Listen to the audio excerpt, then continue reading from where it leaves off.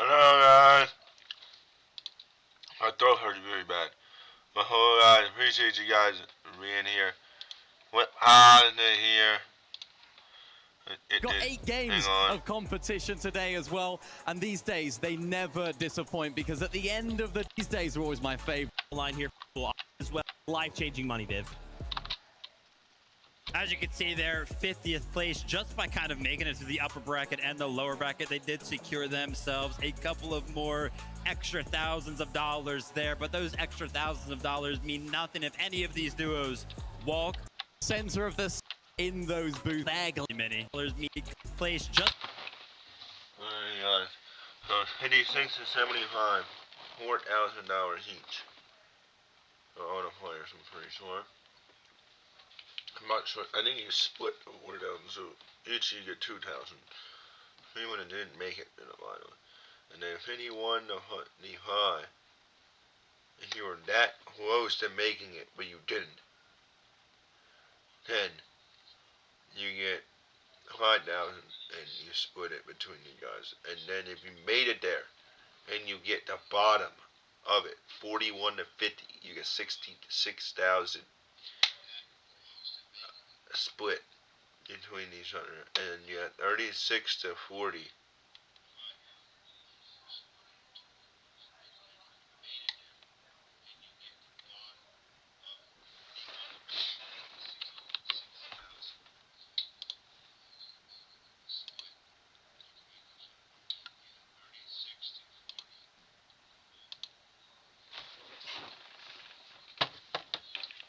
Sorry.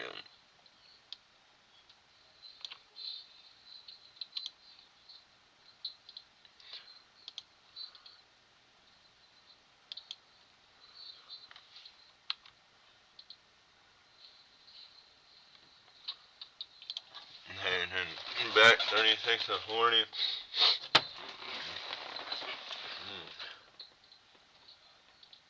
36 to 40, 7,000 per, is split between you. And then 31 to 35, still split between you guys, which is $8,000. And then 26 to 39,000 is split between you, so like, more than 1,500 each. 41 to 25, 5,000 per person, so 10,000 altogether. 20th, 11,000, which is, I think, $5,500 each. And 12,000, 6,000 per person. 18, 13,000, and then that's split. 17 is 14,000, 7,000 each.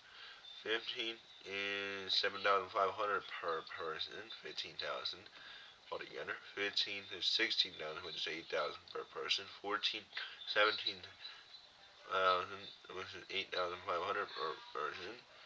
9,000 per person for 13 places, which is equal to 18,000.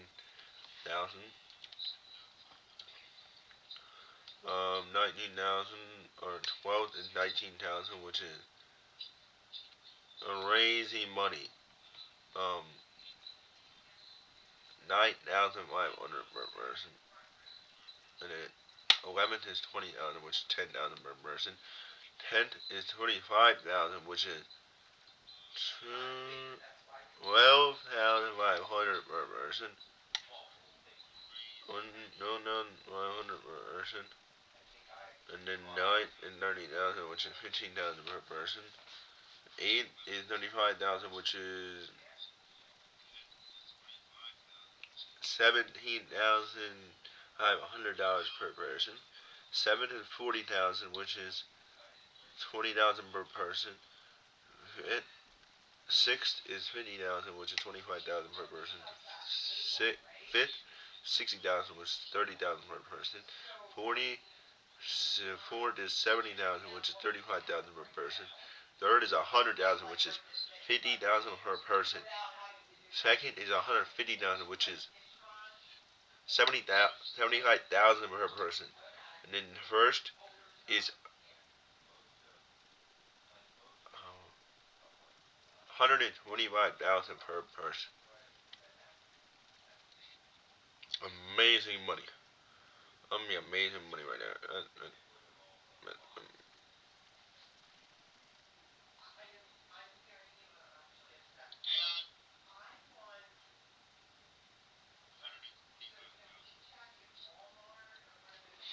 Just by kind of extras.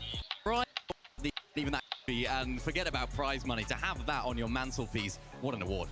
And guys, from all different walks of life, from all around the world, we've got a breakdown here lined up. Let's take a look. Obviously, EU coming in hot right now, but it's okay, right, Viv? We got this. Viv, please, we've got this. I mean, no surprise, right? We know that Europe and a lot. Who NL last qualified? Brazil had 3 qualified. Middle East had 3 qualified. Asia had 3 qualified. 3 Oceania. And NA Central and 14 in Europe. More opportunities just in terms of their pure size, but I really do like this breakdown because, you know, Europe and NA Central kind of get their fair share of the finals lobby here. But remember, everybody was kind of questioning all of the smaller regions because they did have to go through that gauntlet of the upper and lower bracket. Would they be able to perform? And as you can see by the representation there, 3 teams across the board there, with NA West picking up 2 teams as well. We've got a fair share of international competitions here this weekend. Yeah, we've seen some really great performances in some of these smaller regions as well. You know, some of these performances, especially with the win format as well, that was amazing to watch. And of course, in terms of historic performers on every region. Oh, minor regions. So Brazil, someone Zinzit and Kinos got fed. Kohada and Sheldon got fed. Asia, I think lower bracket, higher bracket. Brazil, Cubu with seat and 9. Phaser and Hing. Brazil got 11 performances. Striker, Kizo, and Kadu at 12. Historically, we've seen some great performances across the course of FNCS as well. These are the best placements from some of our smaller region teams. Piachatin and Quito's in. Yeah, I mean, his we're not only to test it, Kind of find themselves in a situation where we might be uncontested. Lights were bright over at Wonky LAN. Not only did Shark and TNE have to go ahead and hope and pray that Clicks and Higgs were not going to make it to finals here today, they also had to hope and pray that Phaser and King were also not going to make it here today. Somehow, some way, both of those duos were not going to be seen here on Sunday. But Shark and TNE, as soon as they kind of saw that happen, saw that pan out, I can imagine they were partying. They were so happy. Yeah, going to be really happy with an uncon Wonky LAN. The storyline in EU so far has just sort of been that they've been conned all the time. Hutty and Fishy X are sort of causing them all sorts of problems. They did, of course, qualify through here to this this summit, of course, that they didn't. But I had word from Fax earlier on. I don't think he's even. Oh, I know. We've talked the same exact.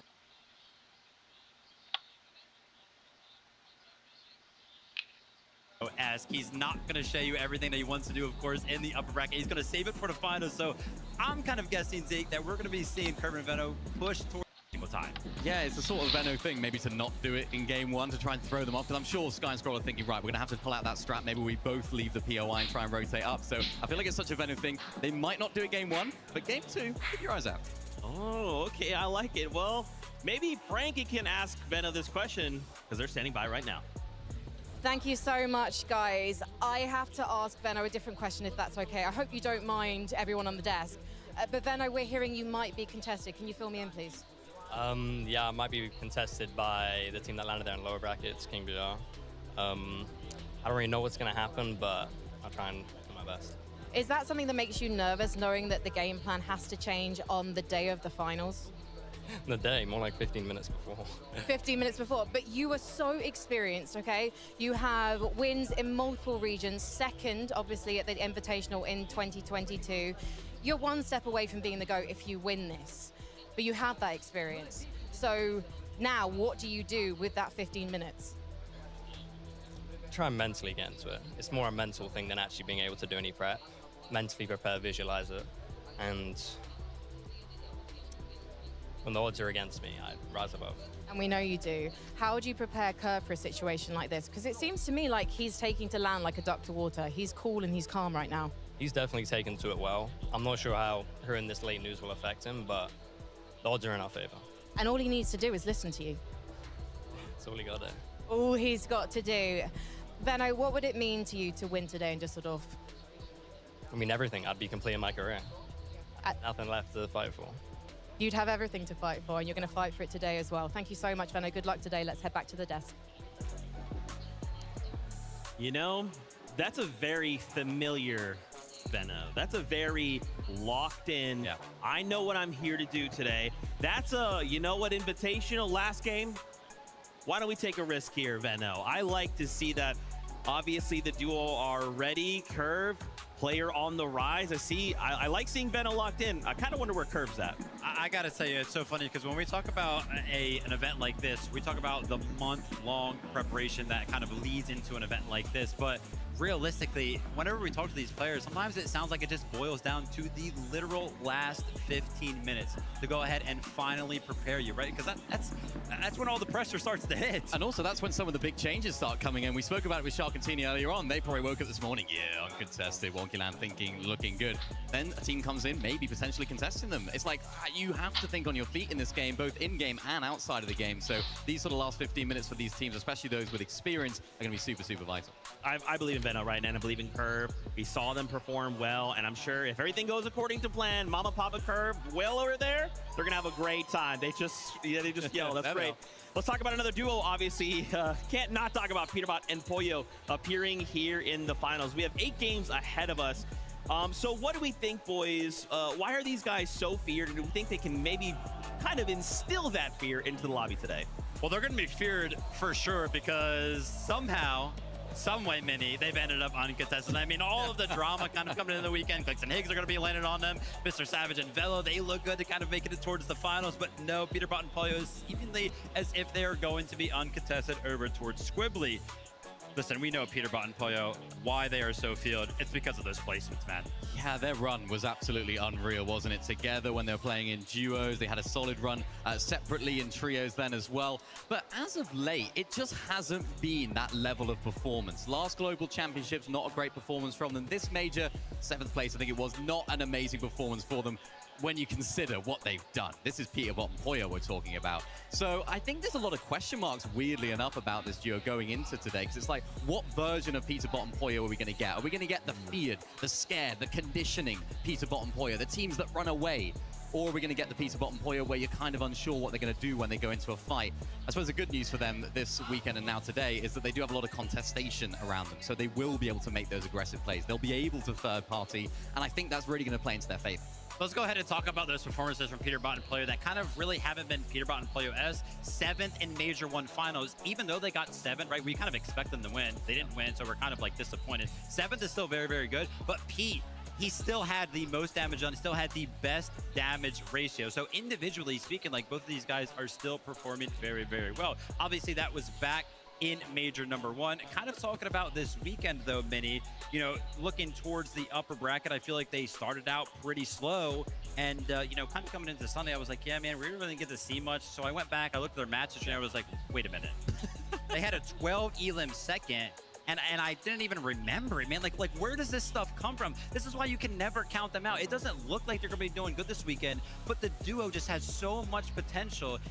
Like Zeke mentioned, like you mentioned, it's just a big question mark of what version of the duo we're going to get. It's just so uncharacteristic for them, because especially us on the desk, the whole buzz around the arena, it's all like Peterbot Pollo, especially going into the last couple of global championships. They've kind of flown under the radar a lot, and I think that's why they've sort of ended up uncontested. They haven't really been talked about enough, I suppose, in these competitions, because as you can see, in individual games, these individual moments, they are still that Peterbot and Pollo. Oh man, I like to hear that. We'll have to see. And guess what? Frankie's standing by with the duo right now. Let's hear from him. Thank you so much, guys. That was an interesting thought from Mini Miner. Mini Miner was just saying he's not sure if people aren't contesting you today, because not because they're scared of you, but because they've just potentially underestimated you, Pete. Do you feel a bit forgotten? Nah, I definitely don't feel forgotten. We are uncontested for a reason today, and we're gonna win. So what happens if someone does come and visit you at Squibbly today, Pollo? I mean, we prepared to be contested either way at this tournament, so I think we'll be fine. And do you like the fact that there's so much infighting going on around you? You've got a lot of contested duos surrounding you. Is the plan to literally go and spoil all of their days? I mean, I don't want to say too much, but I guess we'll see. We'll definitely see. We've got 8 games to see you guys get the job done. In terms of your duo right now, how close do you think you're being to being back as the Peterbot and Pollo we know from 2024? I I think this tournament will prove to everyone what we already know, that we're the best team in the world. So. But do you think you do have something to prove? Because 7th in the recent NA Major 1 finals, you came 15th on LAN at the Global Championships last year, which is uncharacteristic for you, Pete. Do you feel like you've been slightly humbled, or do you feel like you're 100% Pete right now? I'm 100% me right now. I'm definitely going to win this tournament. Okay, well, it's committed to camera. Pete's saying it. These guys definitely winning the tournament, Zeke. Frankie, I'm down. Listen, I'm a Peterbot Foil fan. All right, I'm down. But like you guys called out that question mark, right? I feel like this is a very critical moment for the duo. They're either going to come out and they're going to, let's say, win, let's say even be in the top 10, or they're going to fall. Maybe they miss that top 15, going to lose a ton of aura, right? This is a really critical moment for them. Man, Pete and Poyo outside of the top 15, I don't even know if that's within the realm of possibilities. I really do like the answer, though, right? Kind of the adversary that they were kind of facing coming into the weekend, but that made them prepared for so many different situations. I feel like they just look too good to place outside of top 15. I mean, what the heck? Yeah, I mean, I think they'll place top 15. I just like the way that they conducted themselves in that interview right there. It was just, you know, I think it's very easy in this game, in esports and sports and things like this, to let that outside noise affect you. They seem to be inside their own world. They seem to be inside their own bubble. They still believe that they are the best team in the world. They have good reason to believe that as well. In terms, on paper, in terms of, you know, fragging ability, they are that team, so they can prove it. Okay, dude, I want to see them. I'm down. I'm sure this crowd will be down for the two. I wanted to pivot here, come back to EU. So I feel like a duo that's maybe flying. It's hard to kind of quantify this. Is it like a dark horse? Is it underrated? Are they overperforming? It's Darm and Deemish, right? Like, it's weird that there is so many duos that we kind of highlight or being talked about, but then it's like, hey, wait, these guys won, quote unquote, upper bracket. So like, why are we not talking about them? Man, gear up. If you're not sure of this duo's history, gear up and get ready to hear this, because these guys kind of took the scene by storm. Just starting last year, they made their first FNCS finals, and where did they place Midi? Instantly coming right out of the gate, 5th place. They followed it up with a 3rd place, a 17th. Then they got 6th place at a LAN event. Are you kidding me? Just like a couple months ago, you made it to your first FNCS finals, then you placed 6th place, and then started off major #1 this year. They did go ahead and finish 7th place. So this duo has shown that they are just so consistent when it comes to these types of lobbies that I feel like we had to kind of talk about them as one of the favorites to place in the top 5. Yeah, and the main storyline for these guys going into EU was that they didn't have a drop spot. Every single time they went to different drop spots, they just, you know, they still did well. And I suppose that's the narrative about these guys, is that they switch drop spots a lot, and when you say that about a team, it's like, oh, they can't find a drop. You usually think, yeah, they've been performing bad, they haven't been doing good, so they're trying to find what fits. Every single time they go to different drop spots, they're still doing good. They're so adaptable. It's unbelievable. I don't know how they do it. Even in upper bracket, they switched over to the west side of the map towards that treetop terrace, or where that treetop terrace area used to be.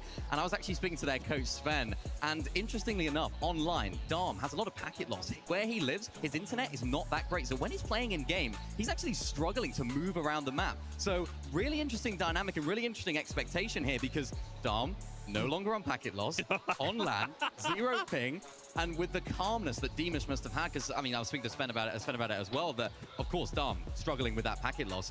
Deemish has to keep his cool as well, because imagine your teammate can't move, you know, internet issues. He has to keep his cool as well. So now, with that sort of problem out of the way on this 0 ping LAN server, look out. These guys could be here to play. Darm Unchained, ready to strike at this lobby and kind of say, hey, you guys weren't talking about me this weekend. You made a mistake. Well, guess what? Frankie is, that's right, standing by with them. Thank you, guys. Darm, remind us what happened to your original drop spot, because we're talking about how in the major finals you didn't really have anywhere to go. So what happened? How did you end up in that situation? I mean, it's literally got deleted 1 week before Grands, and we had just to improvise. We landed on 5 different spots, and we managed to do top 7. I think it's a really good placement. It's a great placement, given that you had to switch things up. So how did you find the right spot for you this weekend? Because you're uncontested right now. Well, we tried like almost every single spot on the map, and Tip Top was the best for us. Was it also the best for you because people didn't want to fight you for it? Yeah, I mean, we're pretty good, so there is no point to fight us. But you did come first in the upper bracket a couple of days ago. But do you think that is because you weren't contested? Yeah, but I think that's because we are the best. Okay, because this is the thing, right? On paper, you guys are the best. Winning the upper bracket recently, you qualified to the Reload Elite Series finals in first place. You came 6th at the Global Championships last year. This team has got everything going for it. So why aren't people talking about you as the favorites? We're just underdogs. That's all I can say. I want to hear from you as well, Dom. You had thoughts on this. I think we're gonna prove that we are not underdogs anymore. I think you are. Polska Gurum. Let's head back to the desk. Right.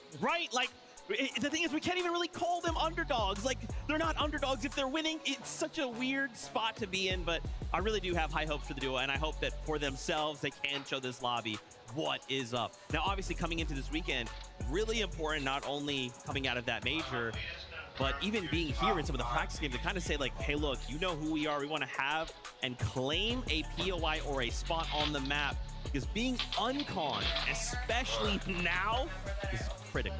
Yeah, I mean, you can kind of hear it from them themselves. They kind of feel like they are the underdogs, but they are very, very willing and proud to go ahead and admit, like, hey, listen, we're going to prove everybody wrong. We're ready to be considered, you know, favorites going into the rest of the year. I'm looking forward to it. They just have one. They just need that win, I think, just to sort of solidify their spot as not underdogs, because they're always going to be that team. They're always sort of thought of in the shadow of Cammy and Seti being that Polish duo. This is the new sort of blood coming through in Poland, so really excited to see how they can do. And if they can win here, mark your spot. I love it. Okay, Viv, we gotta do it. We gotta let the Fortnite family know. Okay, you've been looking at the map. You've been seeing some things. Talk us through it. It's nothing too crazy, but I want to go ahead and coin this conversation, the cons and the uncons of a format that we have here at Summit, because one of the biggest conversations coming into the weekend was how NA on NA it kind of fell when we were talking about all of the drop spots. It was like, dude, like, oh my gosh, man, NA has no hope at this event. And then boom, all of a sudden we've got Acorn and Bolts uncontested. They were supposed to be contested by Yamzo and Josh, but they've gone ahead and switched Cold and Rapid. They had multiple teams kind of thinking about landing on them. Tyler and Chance, Basin and Gerald, they're not gonna be landing over here anymore. So Cold and Rapid look good. Shadow and Virgo, a team that was kind of peeking over towards this drop spot. Darman Damus, FKS and Hero. They look like they're going to be uncon now. And then obviously we know the story of Peterbot and Pollo with Clicks and Higgs and Savage and Velo. So all of these kind of NA teams last second ended up being uncontested. And I was kind of walking around. I've been browsing socials, browsing the creator setups over there. And I feel like the predictions in terms of like top 10, who's going to win the event, have changed dramatically.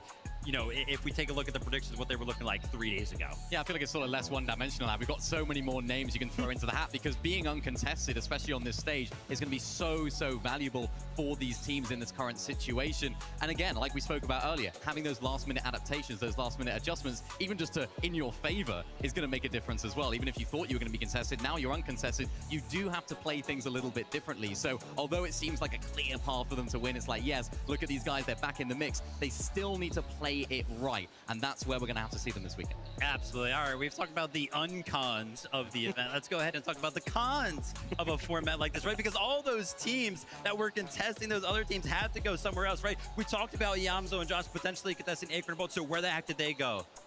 Hari and Cammy, man, how good did they look in the upper bracket? But now that they're going to be contested, I'm not entirely sure. We still have a very similar situation, or the exact same situation that we kind of expected over at Sandy. I'm sure Kanada and Victor V.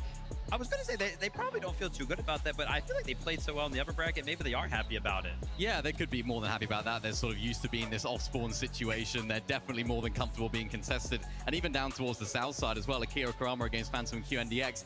I'm not sure that's going to keep going like that throughout the entire 8 games. We saw Akira and Kurama landing up towards that south side of Frigid. I think if things don't go so well for them down there against Phantom QNDX, I think they might go back up. So go back to that uncontested map, Shadow Virgo. They might have that surprise contest station as well. That could play into the favor of Phantom and QNDX as well, especially if Curve and Veno start lurking around in that south side. You never know what's going to happen. This guy's always trying to stir the pot, man. You know, my favorite Shadow and Virgo. I love those guys. You're like, well, maybe they could be landed on, man.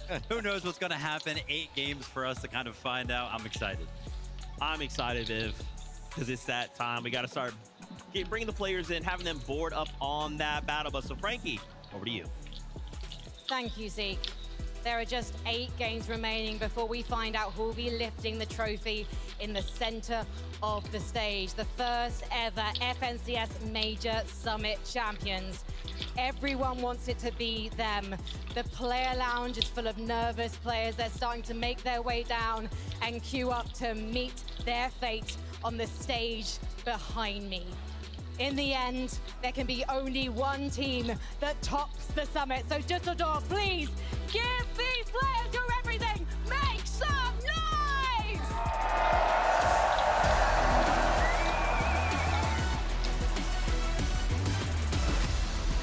You can go big or you can go. We all know that Vico and Malafuka are ready to take on the world. It's Cassie and Damo. You might have counted them out, but look at them now. OCE, this is your chance. They rose from the depths and now Lewa and Romero are aiming to surface as champions.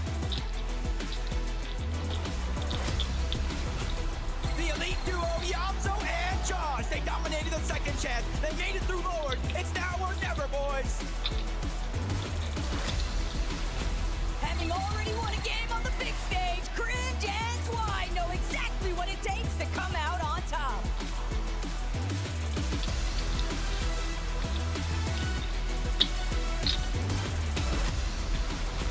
It's the NA West champ, Victor B and Kanata. Triple contestant day one wasn't a problem. Now we run it back with everything on the line. The Polish powerhouse, Dorm and Demish. Nobody is safe with these two in the lobby. They want to win it all. One of EU's finest, Yapko and Panther. They made contestants looking easy. With everything on the line today, can they make history? Coming through from the upper bracket, Resigns and Tinka. Way to put OCE on the map. 10 people and 5 boys. They have the crowd on their side today. It's Chad and Flixie. With 1 day left, they have to make it count.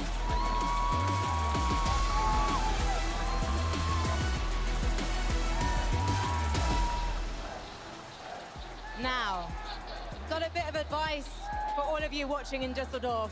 Never keep a lady waiting, but you know what? It's going to be worth the wait because I'm standing by Tinker and Resign's booth. I'm just waiting for them to join me on stage. Come on, boys. I thought we'd made arrangements to meet. Come, Tinker, Resigns. Congratulations on making it to Championship Sunday. Neither of you have placed inside a top 20 before on LAN. How do you feel about your chances today? Well, we're contested off spawn. If we win our off spawns, I think we could do really well today. So how much have you been practicing those off spawns? Oh, every single day, like we're botting, we're super locked in, like this is an easy 8-0. An easy 8-0. Oh my goodness, there must be so many Australian fans watching you at home saying, yeah, we're Aussie and we're gonna do this. Do you have any messages for your friends, your family, people watching around the world? Just thank you for supporting me and just I'll do you proud, I guess. I think you will. I think you already have, boys. Please take your seats, get ready, because we've got to head over to 11-2K with Victor V and Kanada. Thank you very much, Frankie. Vic, I mean, day one, you came in, you told me you were feeling confident, you were feeling good. You had a different swagger about you. Are you feeling that again here today? Bro, obviously, I'm feeling more today, especially I know me and Kanata, we've been practicing this whole week. Kanata's got some strats cooked up, bro. I've been warming up in the practice room. Bro, we're ready. Nada, a lot of people had questions going into day one. It looked like a messy situation. You guys made it look clean, simple, easy. What's the key to replicating that today? I mean, the problem with me is that I get things done, you know what I'm saying? So even if I'm triple con, if I'm getting grief, I'm gonna make the best out of the situation and try to do my best to win. Are you walking away with a trophy today, though? That's the question. We're gonna have to find out sooner or later. I believe in you. I believe in you, Vic. I spoke to your dad and he said even he was surprised by the confidence you had as far as, you know, you being able to big up yourself today. What do you have to say to the fans, everybody that wants to see you have, you know, a big performance today? Just wait, you know, if you wanted to see that, you've come to the right place. Short but sweet, short but sweet. Back to you, Frankie. Thank you Oh, so thank you, much, Vinny. guys. Representing Argentina, we have I'll be Noah right back. and Romero. And No.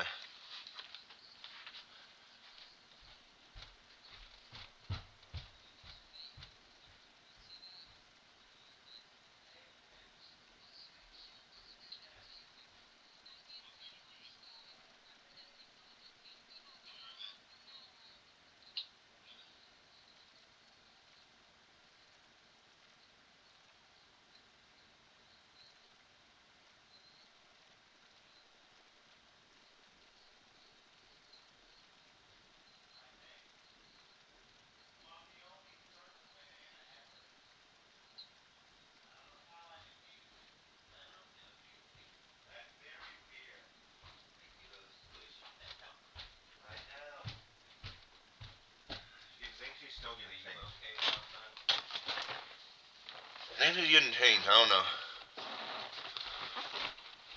Hey, Renata. Hey yo, blah. thank you all. I think you already have, boys. Please take your seats, get ready, because we've got a head around the world. We're gonna In like. how do you say? Can they make history? Dines and Tico. Wait. Coming through from Oh, the upper bracket, resigns. Resign. People head over. You were feeling good. I mean, day one, you came in very much, Frankie. Over to 11-2K with Victor V and Canada. Thank you very much, Frankie. Vic, I mean, day one, you came in, you told me you were feeling confident, you were feeling good. You had a different swagger about you. Are you feeling that again here today? Bro, obviously, I'm feeling more today, especially I know me and Kanata, we've been practicing this whole week. Kanata's got some strats cooked up, bro. I've been warming up in the practice room. Bro, we're ready. Nada, a lot of people had questions going into day one. It looked like a messy situation. You guys made it look clean, simple, easy. What's the key to replicating that today? I mean, the problem with me is that I get things done, you know what I'm saying? So even if I'm triple con, if I'm getting grief, I'm gonna make the best out of the situation and try to do my best to win. Are you walking away with a trophy today, though? That's the question. We're gonna have to find out sooner or later. I believe in you. I believe in you, Vic. I spoke to your dad, and he said even he was surprised by the confidence you had as far as, you know, you being able to big up yourself today. What do you have to say to the fans, everybody that wants to see you have, you know, a big performance today? Just wait, you know, if you wanted to see that, you've come to the right place. Short but sweet, short but sweet. Back to you, Frankie. Thank you so much. And To Gorilon, Didi over there in the co-streamer area. Also, it just means a lot to have them cheering, and just super thankful for all the fans supporting us. They say the past can determine your future. Thomas but today- HD, the man of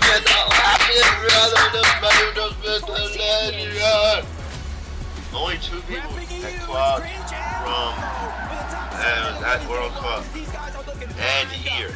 The only two people is Thomas HD and Total underdogs, but their bark matches their bite. Liam and Jace, let's see how far you go.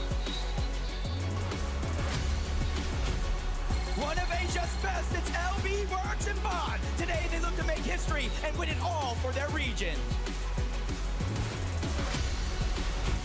Against all odds, they still made it back. It's Mini Vio and Buffoon. Scrappy but calculated. It's time to take over.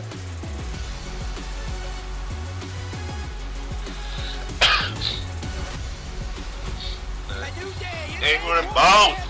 A twisted mind paired with a new day. It's Acorn and Bolts. A twisted mind paired with a young star. These guys are looking to shine bright at the end of the day. The hardest fate is Matthias and Scary tonight here in Germany. Give them a performance to remember. It's Nutty and Gantetta. Winning a game to qualify to Sunday must feel good. Time to repeat that here on the big stage. A duo built in the final hour, but Kiduo and Warings have already proven they're capable of overcoming any obstacles. No practice, no problem. Swizzy and Pixie will always find a way to show exactly why they're at the top.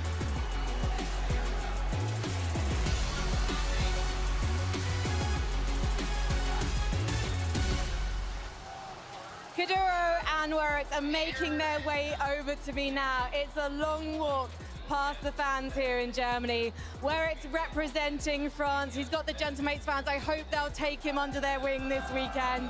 And of course, Kuduro. He's representing himself and he's representing Germany today.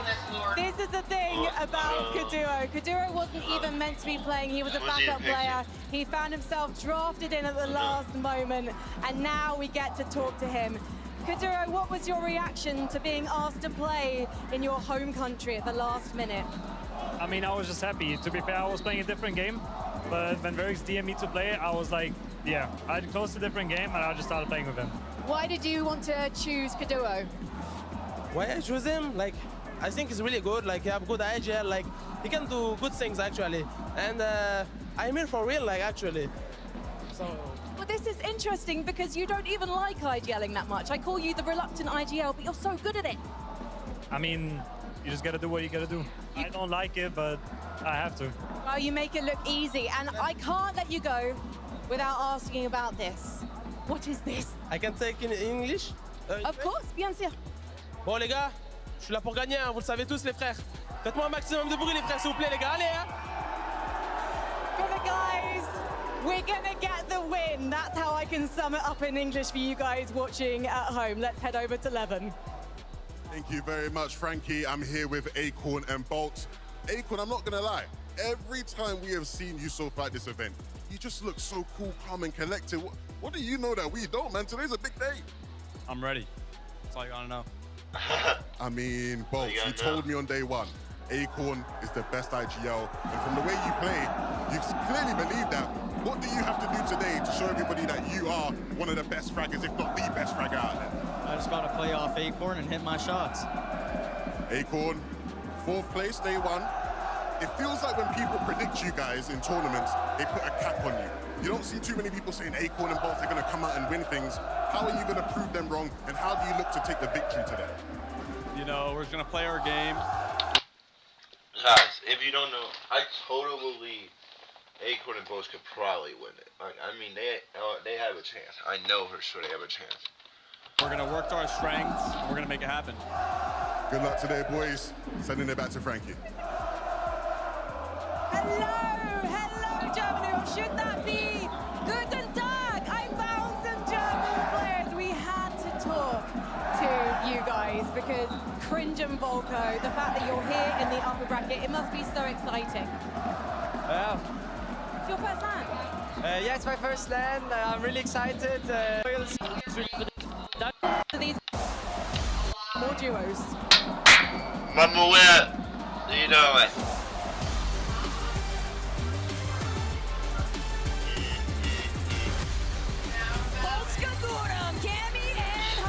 Today's your chance to win it all, so make sure that you take it. Alright. 2 of NA's best Agers and Ritual. Night and day performances so far, they look to catch fire and hoist that trophy. They already shared they want to win it all, and with the way Tiz and the Nikus are playing, they might just make it. They got second first game, but they were just consistent yesterday. From Brazil, Teus and King VR. Through the fire and flames after this weekend, there can only be one true king. A total dark horse of the lobby, Minority and Darkos are paving their own way to the trophy.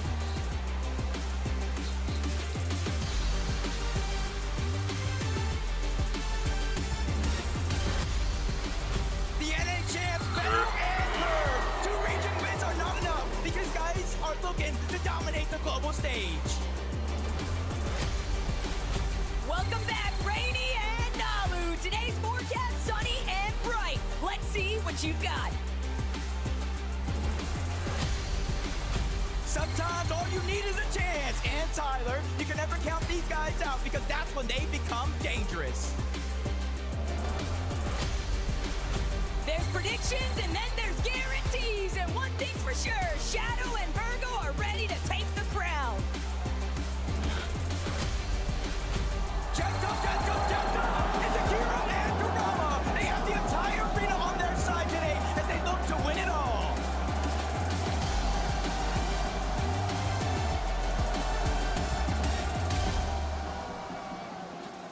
over here with Tiggs and Danica. For me, you are the revelation of this entire event. How did it feel to play on 0 ping yesterday? Feels really good. It was good. We played good. I'm happy.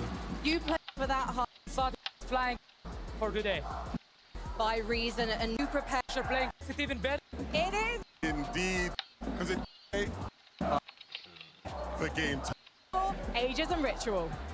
Yes, indeed, they are ready for game time.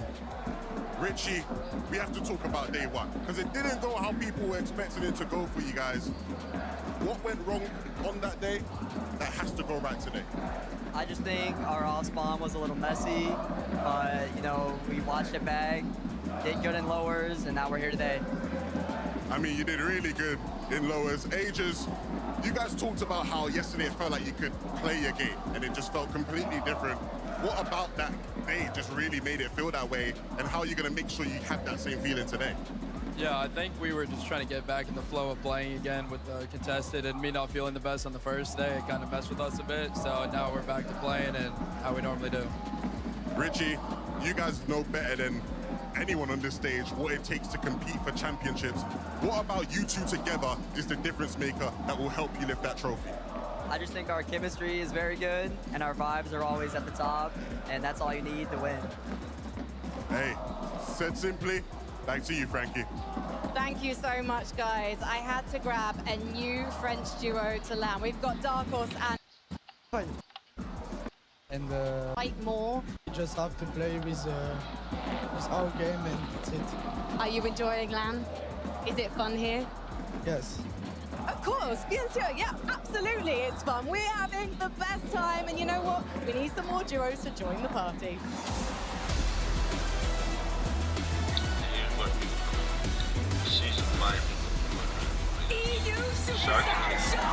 I don't like them that much, and because it clicks and eggs, but they're actually good and respect them. Repping NA, Cole and Madden. These guys continue to prove everyone wrong. Cole and Destiny Madden, just might be on their side.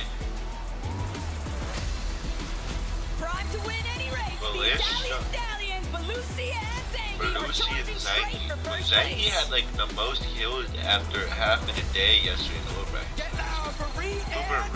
I'm rooting for them too. They're good. Cooper already is a LAN champion. He won in 2022 with Miro. One of the GOATs of Florida. I don't want to hear it. Alex and Reckless barely made it yesterday. But they made it. They made it. They were so close. They were 19th and they just made it. EU's number 2 team, Gino and Pablo. With global spots on the line today, they don't look to slow down anytime soon. How much global spot? Brimming with confidence, Grace and Kingaling, your future looks bright after yesterday's win in Game 3. They showed up to play. It's Izzy and Nosif. Top 4 yesterday earned their spots in finals. Today, they can earn a legacy with a win. Full steam ahead for QNDX and Phantom. Finals is here, and now it's time to truly show out. Two of the hometown heroes are here to claim their Medeiros, I'm not even gonna lie. I really don't want to hear it. Medeiros is one of the GOATs of Europe. He's been around so long. Everyone loves him. QNDX and Phantom are on their way to meet me at their booth, and this is a duo who are literally running to meet me. Phantom, it's okay, conserve your energy, because let's face it, you need it for the win today, right? I do need the energy. I mean, the crowd's amazing. I think we're gonna win at least 2 games today, so let's hope it works. This is your first LAN. What gives you so much confidence? I mean, I've been playing this game for 9 years now, competing for that long. It's the first time I can show the world how good I am, and I'm gonna show it today. I can't wait to see it. I've got to talk to your teammate. QNDX, this is not your first LAN. We first met a few years ago, but how does this LAN compare? I think they're both really, really good. It's so much exciting to compete in front of all of the fans. Let's go! Do you feel like you're a stronger player than when we saw you in 2023? Definitely, way better. They are not ready for this performance.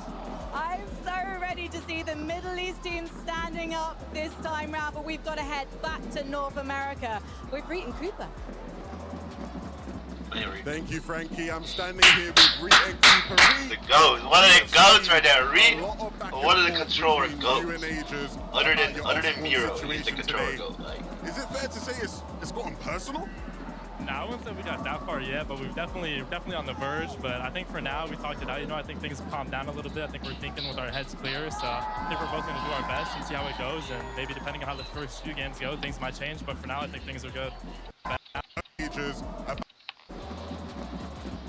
Thank you, Frankie. I'm standing here with Reet and Cooper. Reet, we have seen a lot of back and forth between you and Ages about your off-spawn situation today. Is it fair to say it's gotten personal?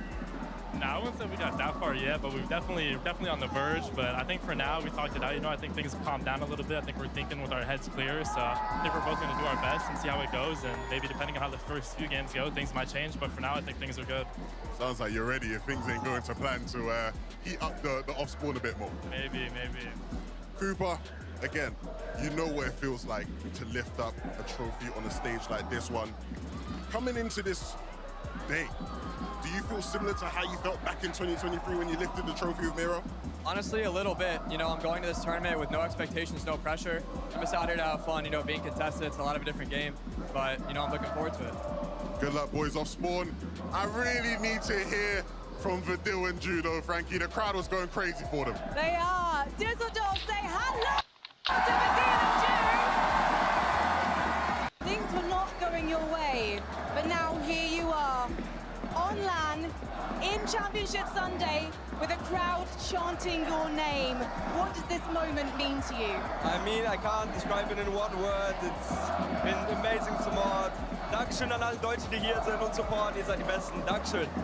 And do you think that what you've experienced is a lesson for others to never give up on their dreams? Yeah, that's what I've been told. Like, don't give up on your dreams. You can make it. Like, I was no one. Now I'm playing with Vidil on the main stage. I mean, life is amazing. Life must be amazing when you're playing with this man. Vidil, what would you like to say to your fans? Ihr seid die Besten, ich liebe euch. Guckt euch mal an, ihr seid die Besten, ich schwöre. You're lost for words, aren't you? How unbelievable is it to know that so many people want the best for you and they want you to lift that trophy? Bro, I don't know. I'm about to cry. I can't believe this. It's unbelievable. Like, I don't know. Like, take a moment. Thank you for being here. No cap. Like, take a moment, guys. Get ready. You know you have the crowd on your side, and right now, let's meet our final duos.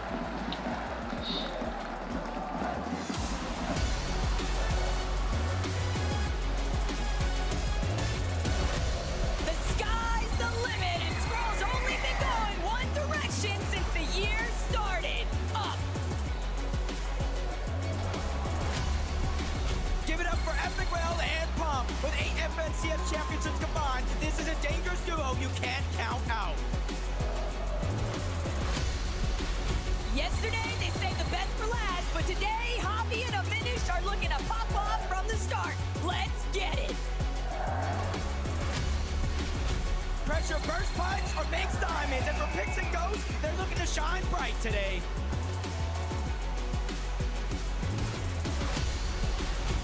Middle East FNCS champions, they rose to the challenge of qualing in day one. Bakusan Hero Finals is yours to crush.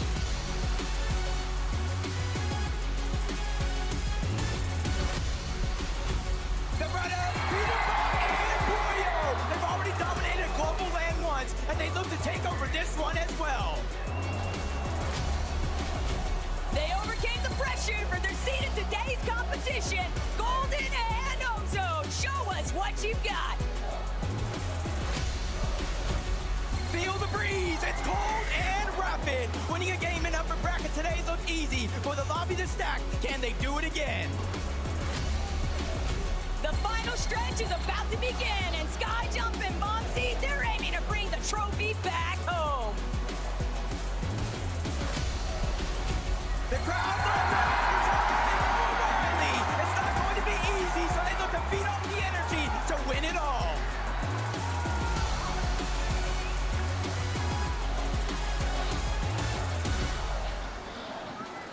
So, the numbers are saying that this is yours to take. It's yours to lose right now because you're the favorites in this competition. Do you feel like it's your time? Hopefully, we practiced the whole week, and I think it's going to be maybe the time. Werner was saying in an interview earlier this week that no one seems to have tried to counter you in Europe online. Do you feel like that could change today? Yeah, I mean, we prepared for it in Grand, so with no one doing it, we're going to be even more prepared for it today. So that means that we haven't seen everything from you yet. Not at all. Well, we've got 8 games to see it. Let's head to 11. Thank you very much, Frankie. I'm here with Rapid and Cold. You guys have quickly emerged as favorites coming out of NA. Rapid, I was talking to you backstage, and I could see you talking to Pete. It sounded like he was trying to get in your head a little bit, trying to rattle you, throw you off the game. How do you stay cool, calm, and collected? I'm not gonna lie, I just ignore him. Nothing you can say can get to you? No. Cold, earlier this year, when you and Rapid first formed, it wasn't instant, great results. I remember him saying he didn't feel like the chemistry was quite there yet. Here on the stage today, is your chemistry where it needs to be to lift that trophy?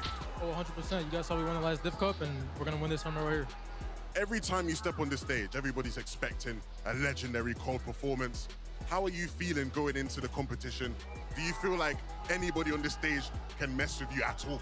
Nah, nobody can mess with me. I hope you all know that. Hey, whenever Cold speaks, you gotta listen.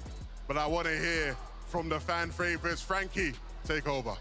Thank you so much, Levin. Reason. What was your reaction when you qualified through the upper bracket for today? I mean, in our opinion, it was What was your reaction when you qualified through the upper bracket for today? I mean, in our opinion, it was pretty expected. We wanted to qual. We knew we had the preparation for it. We were putting in the work, and we just wanted to do it because it's the home stage, Are you prepared to be contested today, though? Yeah, we already practiced a lot, but it is what it is. We'll do what we can, and yeah. And I know that the crowd are going to be on your side. Noah, what's it like to have these guys in your corner? Hey, vielen Dank an alle, die hier sind. Mach mal Lärm!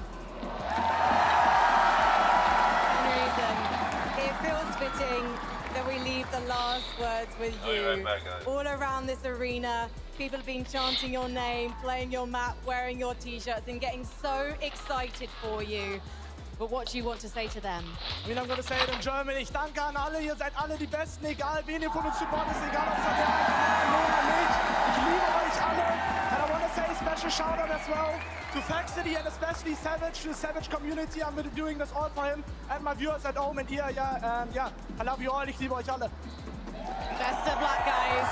Please, one more time as we head back to the desk. Give it up for Noah and Reason.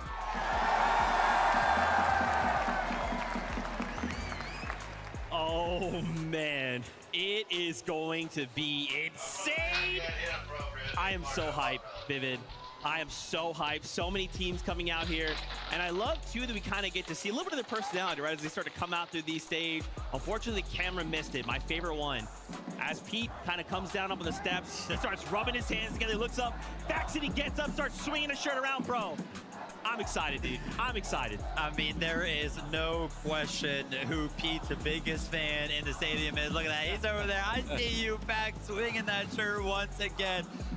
But it's cool to hear from all of the players. I think my favorite response there had to be Rapids, right? Levin kind of stirring the pot a little bit, or at least trying to. Hey, man, hey, Pete's trying to get into your head. What do you have to do? He's like, dude, I just don't even listen. Like, was he talking to me? I don't know. Yeah, same with Reed and Cooper as well, asking about the off-spawn, how are things going to go, is it personal? They're putting all that aside. They're thinking, right, okay, this is the current situation. We're contested. If things don't go well, we'll go to plan B, we'll go to plan C. They're not letting all that outside noise affect them, which is very easy to do on a big stage like this. Yeah, I mean, I even think back to like the Vidil part, right, where we got to talk with him and him getting emotional, hearing the fans kind of go crazy.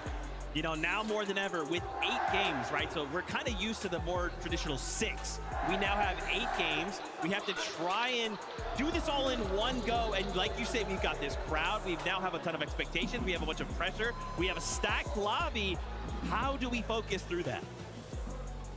It's really, really hard. It is just super, super hard. Every single player is going to have their own form a kind of reset, right? Something that they kind of resort back to, a thought maybe, some sort of breathing technique. I know a couple of our players were very, very persistent on the idea like, hey, listen, man, I need gum. I need to be chewing gum when I'm up there on the stage. Right? Just all of those little things. It's going to be different for every single one of these players, which is why we always talked about the importance of experience, because if you have been up on a stage like this before, you know what works for you. Yeah, and I suppose coming into this, right, everything is new for these players. A lot of players will have the first time experience. It's a different environment to what you're used to. You're on a different desk, you're in front of a massive crowd, you're on a stage, you got lights, you got cameras. All that stuff is brand new. You're not used to that. But as soon as they sit in that seat and their eyes lock in that monitor, it's back to normal. It's just Fortnite. They've got to try and lock into that and try and drown out everything else. I've never been on a stage like that. Vivid, you've had the pleasure of doing it. It must be really, really difficult to do that, but they have to do it. Just go back to what you know, stick to the plans, and don't let anything else affect you. Yeah, I had a moment not too long ago to hop on a Cypher PK stream, and that's something we talk about, right, is when you come back to a LAN environment, it can be difficult, right? It really can. I think from an outside looking in, you know, you can think, well, why aren't these players performing like I watch them at home? Well, dude, it really is that comfort zone, right? There is so many of these tiny little factors, and it could just be one thing, right? That mouse being just a little too slow, that mouse pad not being quite long enough. Guys, I would love to ask you, though, obviously, as we start getting ready to board this battle bus, let's talk about predictions. Viv, who do you think could walk away? What are your top 5? I can't believe you've done this to me, Zeke. First of all, only limited me to 5 teams. I'm sorry! Brother, I could have picked like 10 different duos that I think could possibly come first this weekend. It is seriously impossible, but I had to make a choice. Zeke forced me. So my top 5 for this weekend, who I think is going to place where, first and foremost, it hurt.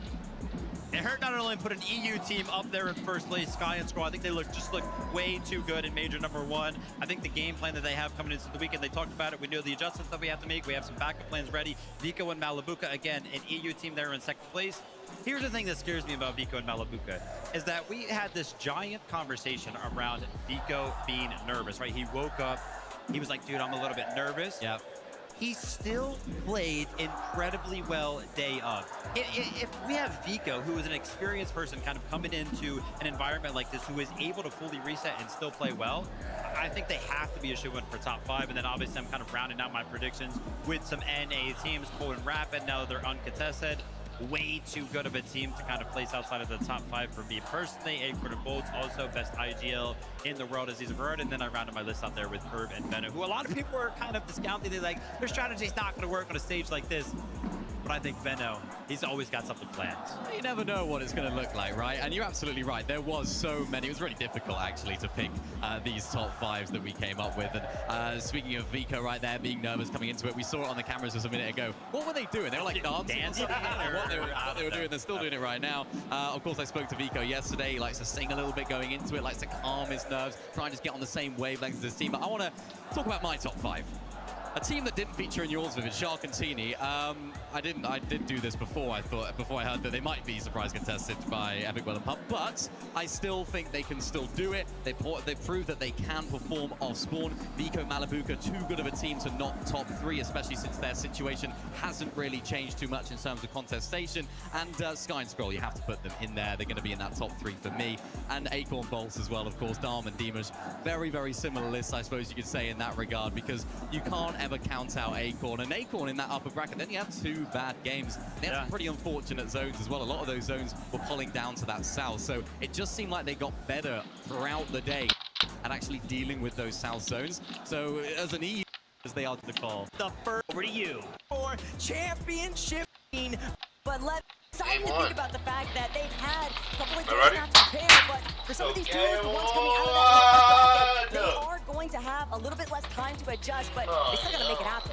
Absolutely, but I think when you look at the way the game played out yesterday, so much to learn. I think there's so many duels who have really been expected expecting much out of them, but they have showed up yesterday. It's about doing it today, though. Yeah, and honestly, coming to this 3-day format, day one, nobody gets eliminated. It kind of leaves you thinking, where's the entertainment going to be? It was entertaining as can be. Any other event we've seen so far. Day two, where 25 teams were sent home. Heartbreaking moment, but again, it was cinema. And now we're here, 8 games instead of 6. And what does that do? What do you think that does to some of these players? I mean, it's a long haul.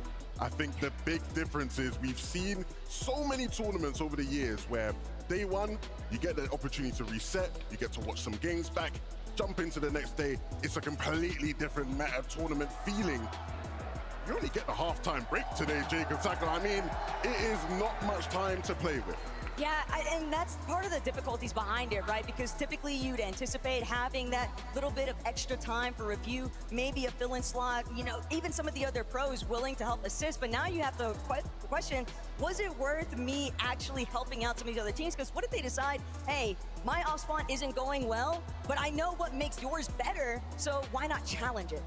Yeah, and that kind of makes me wonder, you know, we've seen superstar teams take over games and begin to run away with it. And now with 2 extra games, there's kind of that comeback potential. It's almost that mental stamina a lot of these teams and individual players are going to be forced to really deal with at the end of the day. But I got to maybe ask you guys, we saw some predictions on the desk. I knew it was coming. Got any predictions for us here?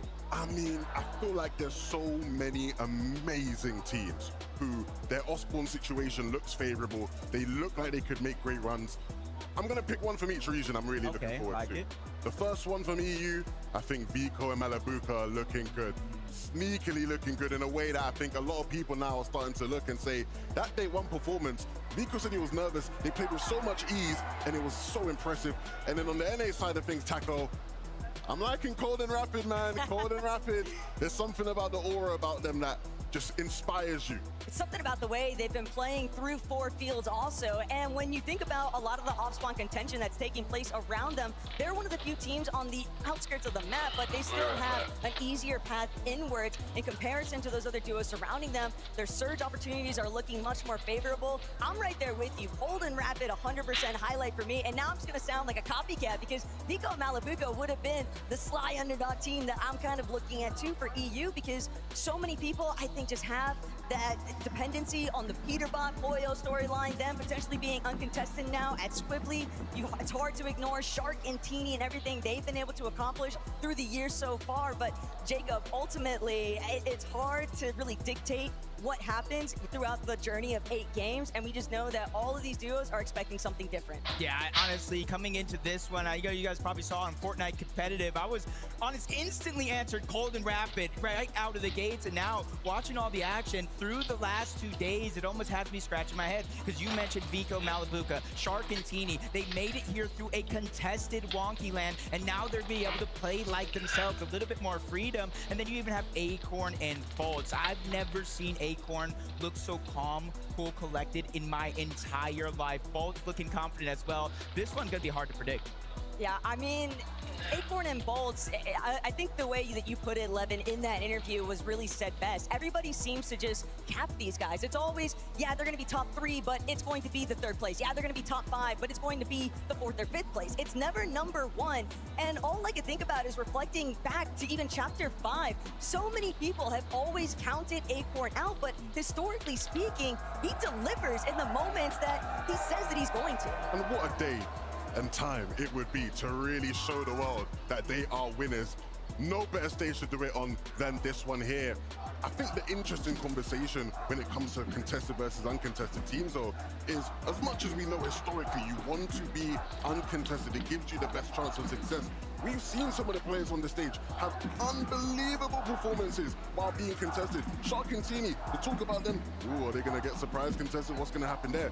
I think even if they are, we've seen what they can do to some of the best players in the world while being contested at Wonkyland. And part of that, I think, is also just building off of the fact that it's the time to elimination. Duos that are able to find those quick frags off spawn, they're going to be the ones that ultimately establish their surge off rip, and then they can just pick their movements after the fact. And that's what we really saw out of Sharkantini in day one. Sure, game number one didn't exactly go their favor, but they tried to play it through a different method. The moment that they actually got up close and personal, we saw what happened after. Yeah, and it kind of leads me to kind of like the next question about, we are talking so heavy about that first place. That's what we came for, $1 million prize pool, of course, but the 15 global championship spots. So if you find yourself in game 7, game 8, probably out of distance for that first place, you still have something to fight for. Absolutely. And I think the interesting thing about us having 8 games here for the first time is we always, in a 6-game format, have this understanding of when do we start to panic?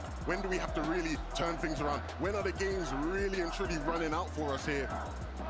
At this point, you're going to just have to get a feel for it, right? You might be at game 4, things aren't going well. You still have 4 more games. That's a lot of games to start to come back and get some points on the board. And so it's a learning experience for us. It's a learning experience for these players. But the best of the best will rise to the top as always. And we know the margin of error when it came even just the top 25 throughout the past 2 days of competition was you're realistically looking at maybe 1-2 lobbies. That's all that's necessary to fill that void and close the gap. But here in an 8-game format, top 15, the margin of error is that much slimmer. And we've already seen just how quickly paranoia can kind of ensue when you're suddenly realizing, hey, game 1, not for me. Games 2 and 3, all of a sudden, oh no, I'm at game 4 and I'm still not off spawn. Yeah, and this is going to be kind of one of those things like game 1, you guys are talking about game 2. You know, Chino and Pablo, for example, a triple contested Sandy Strip. They didn't necessarily play well in day 1. They fell to the lower bracket, right? Triple contested again at Sandy Strip. But they had the 2 bad games in the beginning of the tournament and didn't necessarily go that well, but they were able to pick up the pace. I think as soon as these duos, these players are able to kind of play like themselves, comfortable, almost as if they're at home, that's when they're really going to find the success. And that's why I look at some of our veteran teams, the players that not only have been around Fortnite competitive for so long, but playing in person, playing at these LANs, the Invitational, the Global Championship, even the Pro-Am kind of gets you that experience that you need to play on the big stage. Absolutely, and I mean, we always talk about what's happening on the map, in the game. For a lot of these players, this crowd, their energy is going to be vital to success. They're going to need every single person in this building to be as loud as possible. So just to remind our players, people, Dusseldorf, make some noise! I know you guys wanted more than, how are you going to let Levin be louder than all of you? Dusseldorf, make some noise! Let's go alive. They are fired up and ready to go. And honestly, I see why. You know, they got so many hometown heroes, players coming literally straight from Germany, playing on that big stage. And I've seen it throughout my many years watching Fortnite. When we go to these regions in person, their fandom is out of this world. I know everybody remembers the Global Championship, and this event here is going to be one to remember as well. Absolutely. I mean, for so many of these players, game after game, it is just an otherworldly experience, being able to compete against the best. You look to your left, you look to your right, you look across the stage, and you see so many top players looking to do the exact same thing as you. I spoke to some of the players who are sitting at the top of the stage right next to the trophy. Some of them are saying, look, Levin, I mean, if we do well, it's not a long walk to go and pick it up. You don't want to watch another duo walk past you to lift that trophy up. You want to be the ones to look everybody in their eyes as you rise that trophy and put that crown on your head. The first one is always so special. And granted, we have numerous Major 1 champions in the building, participating in this competition here tonight, but everybody wants that moment of pride, the ultimate celebration, because you're not only confirming the trophy, but you're also establishing your seat for the Global Championship. Yep, and I know we're still getting ready to go. You see the players on the stage, the stands. I even see a Mark on the co-string, just letting everybody feel that energy. And that's why I like these in-person events, because everybody can go ahead and type who their favorite player is. You can go ahead and be in those chats, but when you're in here in person, these players hear you screaming their name. They hear you being a part of it all. They hear you showing your passion giving that energy. And this is that moment you guys have all been waiting for. This is Championship Sunday. 8 games of full Fortnite competitive action where only one team will be able to plant their flag at the top of that summit and call themselves one of the best teams in the world. Let's get into the game.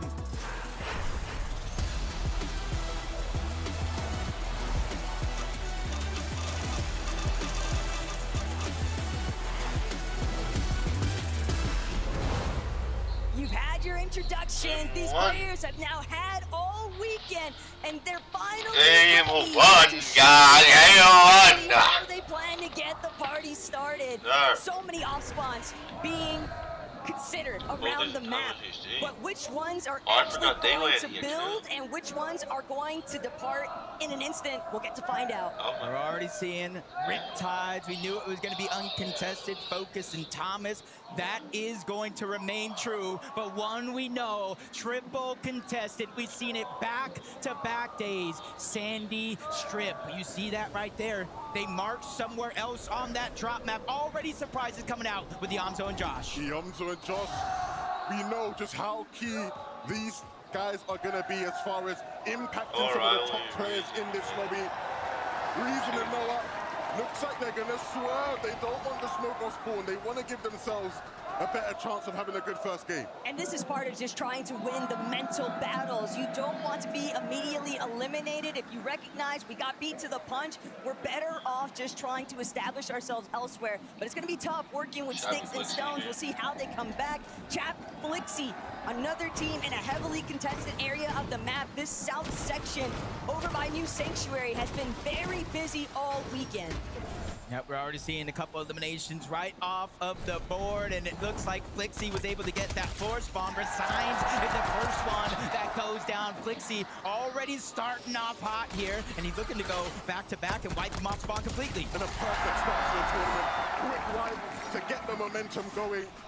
Not going to be an easy team to go up against, but that is how you play things out of spawn. It's also going to prevent other duos from being able to immediately get that third-party opportunity. But Ritual, Agers, disaster has struck here in Game 1 at Latte Landing. And the issue right now, Ritual has nowhere to go. Reek, Cooper, obviously trying to hunt him down, but you also have to deal with the likes of Rainy and Nalu very close by.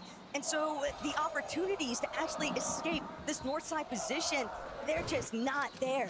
And this was already a POI where we didn't really need more spanners thrown into the works. It was already a messy situation at times. They seem to come to school, but things are heating up. Not just at Latte, here at Battlewood as well. It's up to the young Curve to try and keep his duo alive in this first game. He has to try to clutch up big with no shield already. He lands one shot, but it's not enough. In Game 1, the NA Central champions have just gone down. This is not what they planned for. It's not what they prepared for. We spoke to Benno and he said we just need to, prepare ourselves mentally as best as possible. But no amount of mental preparation can prepare you for a shot like that, Taco. King just came ready here today. Clearly riding off a little bit of momentum even from those matches yesterday. You get that Victor Royale, and what could feel better for the confidence, but Nalu, that's also going to be a big strike here. Ritual's out of this. First and second place in the NA Central Finals this season are down and out in Game 1. And here comes the third party coming in, Reet and Cooper. This is the team we thought would be a part of all these exchanges. A surprise third party from Nalu and Rainy, but they're going to do a lot of the heavy lifting for Reet and Cooper. And I think they know that he's a solo, at least for now, so they're trying to put the pressure down. They're trying to at least get closer and closer to this elimination. It's not just about the points, it's about the Storm Surge as well. Reek's definitely looking to chase this one down, but for Cooper, that's who I really got in the back of my mind. 2023, everyone wants to kind of rule that LAN championship out from him, but the fact of the matter is, Cooper's here to prove there's a reason why he won back then, and he's still got what it takes. Yeah, and they're going to continue to hunt. We're seeing the effects of Latte Landing. Nalu, even when you think you're worrying about the players in the POI who you're trying to fight, there's always potential for someone sitting up on them cliff tops to take shots inside. Thomas and Focus They're in a scrap here south of Riptides. Yeah, this one's going to be tough. Even if you start off uncontested, doesn't mean it's going to remain that way. Akira and Karama are trying to come over and crash the party, but Focus and Thomas, they got some early game shots. That's going to help their early game surge, give them a little bit of freedom, but you can see that they instantly disengage off. They don't want to fight this unless they absolutely have to. For Thomas, for Focus, it's about the little victories that they're looking to stretch into a mile. Scroll down. Focus too. They just know how this one tends Scroll to play. down. Triple contested is just not worth it. Somebody else is always going to come into the mix. So Sky scrambling around. Battlewood Boulevard has just not gone favorably at all for any of our major champions for EU and NA. And it looks like it was Yonzo and Josh that played spoiler. Scroll and Sky, they have played their game so consistently. There's so much footage you can go and watch to anti-scrap them, and it looks like that's exactly what Yonzo and Josh have done. It seems like they're pulling out an old playbook strategy, kind of a teeny strat, dropping everywhere along the map. But Pino and Pablo seems to have left Sandy, but for right reason. It looks like they've taken out both Kanata and Victor V, being one of the only teams standing at Sandy Strip. You can see they already have that elimination onto Victor V, putting Kanata in such a pickle. They slide in, they take him out and send him right back to the lobby. One of those moments where you really want to make sure you don't overheat if you are in Victor V and Kanata's position, but we'll see just how that changes up in game 2. Pollo and Peterbot rather take their time going fishing over at Squibbly Shores. It's been a bit more calm. We've seen so much action kind of hopping around the map, but Pete and Pollo, all they're really after is trying to see what else they can build. And it's going to be a very pivotal game to see where Peterbot's mentality is at. We saw on day 1, game 1, he jumped into a fight too eagerly, got rattled a bit. It was the same story back last year in Leon at the Global Championship. Will he learn his lesson on the stage here today? It doesn't look like it's going to work. That's Kiduo and Werix. They get pushed out. Mini Pio and Fakun, they're going to go ahead and take advantage and take control of all the pieces from underneath, forcing them further and further back into those tunnels, cutting off one of the only exits towards the top side of the map. And that's going to make them make a decision here. Do we want to continue to fight for the spot inside, or do you want to try to travel through one of those tunnels? Camping out the teleporter or the porta potty can lead to some positive eliminations for any other players that might be struggling, looking for an escape from contention elsewhere. But it's still a difficult situation because when you're in the tunnels, other teams are going to know it and they're going to wait for the moments that you start to leave. Here at Frigid Fortress, you hear the crowd getting wild. Taco said it herself, go big or go home. And honestly, coming into this one, you know, I was like, they could win. I'm not sure if they're my top team to win, but after Vico said it on day 1, I was a little nervous. You saw how he played on day 1? That didn't look like he was nervous. Now they're here on Championship Sunday, uncontested. Let's see what they can do. The key with this duo is we know individually they will have great solo performances. If they can piece things together and bring that synergy, it's going to be a scary sight for the lobby. Well, Kira and Karama, they didn't get what they were after. Trying to see they get some elims onto Focus and Thomas over by Riptide, so they ventured back towards Battlewood Boulevard. And remember, Sky Scroll, that was a duo that helped out Akira and Karama making it here in the first place. So it comes as no surprise that maybe some of those strategies might work against them here today. Absolutely. That is always the risk when you're as successful as Sky and Scroll have been. Genie looking for success of his own here. Kind of looking at the mini-map, wondering, where is Shark even at? It's almost like that Peter Box-esque situation where he's lurking by himself. Maybe he's just trying to get damage here. Not a full elimination, but he's going to get an opportunity here as he turns the corner. One shot onto Demus, and that's what you call a little success. You get the damage and you just keep it moving. Finally, we see where Shark was at, on top of the wonky land wheel. No surprise. You absolutely take that exchange. Demus and Dom, some pesky little fly on the wall situation. Shark will be more than chuffed with that 45 tag. But I think it was a great way that Shark and Teeny split the responsibility of approach. You let Teeny do all the sneaking around, and you've got the bird's eye view off that Surge Tower, so you know that you don't have to worry about actually being challenged right away from a third party. Minori and Darkos, though, outskirts of the map. Liam and Jace, they had ample opportunity to showcase exactly what kind of fighting capabilities they were able to pull it out in yesterday's competition, but these are some big teams coming into play here on the global stage. These are two teams that we're going to be seeing interact with each other quite a bit today. Both of their destinies potentially tied hand in hand. For Liam and Jace in particular, this is going to be the toughest lobby he has ever played in.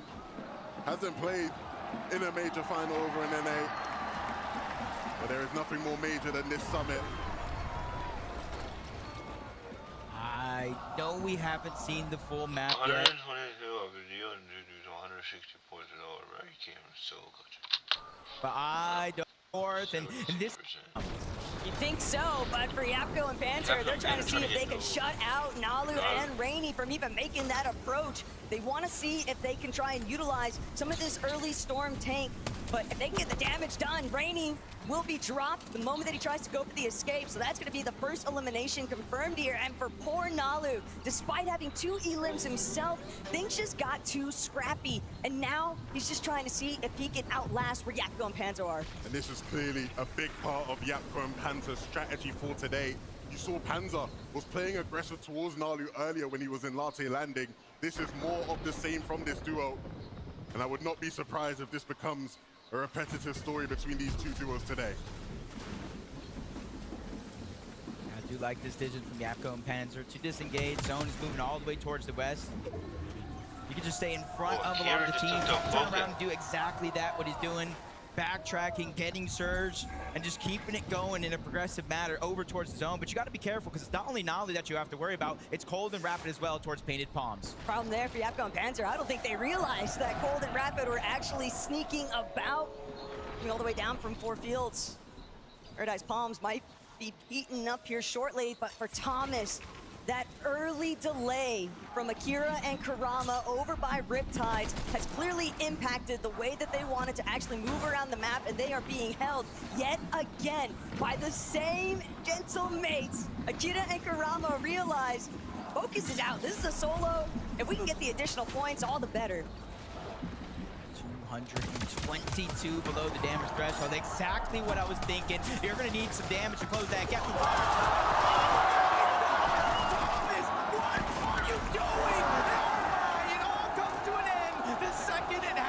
A playmaker from Thomas, but Karama shuts it down. A big wake-up moment for Akira there.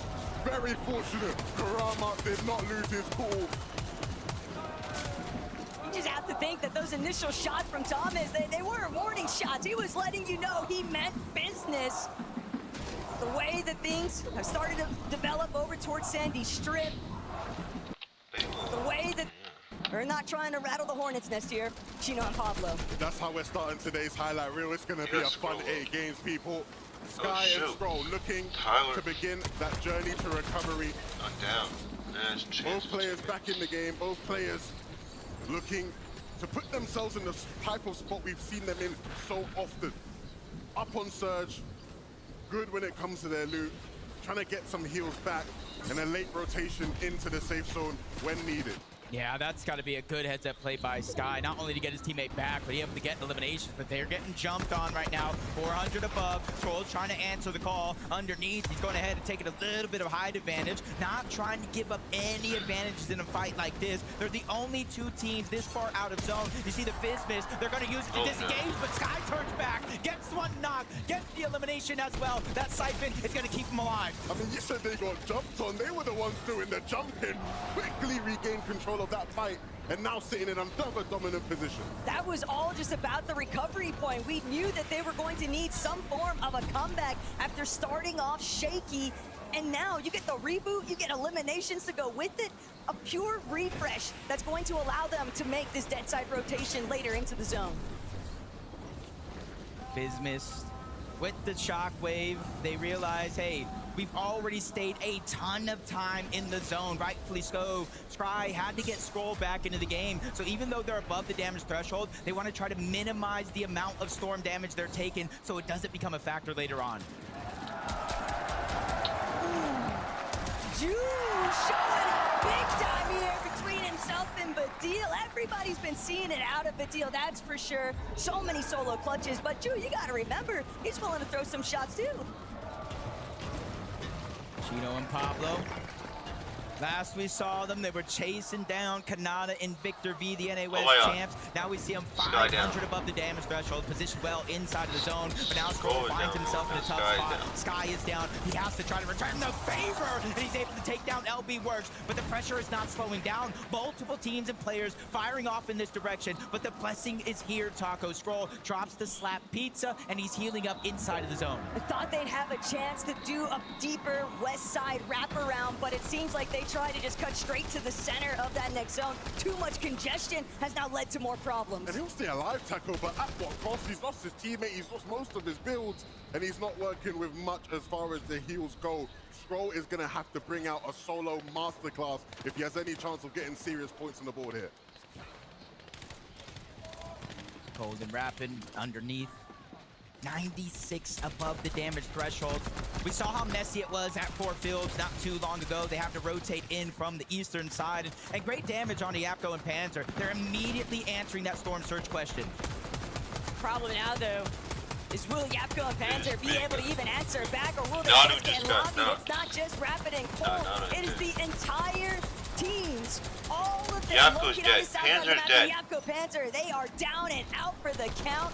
Free elimination there for Cold, and he's got to be feeling real nice about it. But now poor Liam, you hear the audio cue of these bodies being eliminated right in front of you, and yet you have to make that same rotate. Fortunate enough that Cold and Rapid, they set their sights on that next zone. A long rotation they will have to make, but one that will be possible, especially if they can find the right timing. These guys ain't gonna worry about that though. Wow. Sitting in a pretty position to just take shots at whoever they please. Get to see the other side of the coin, though, for what was happening.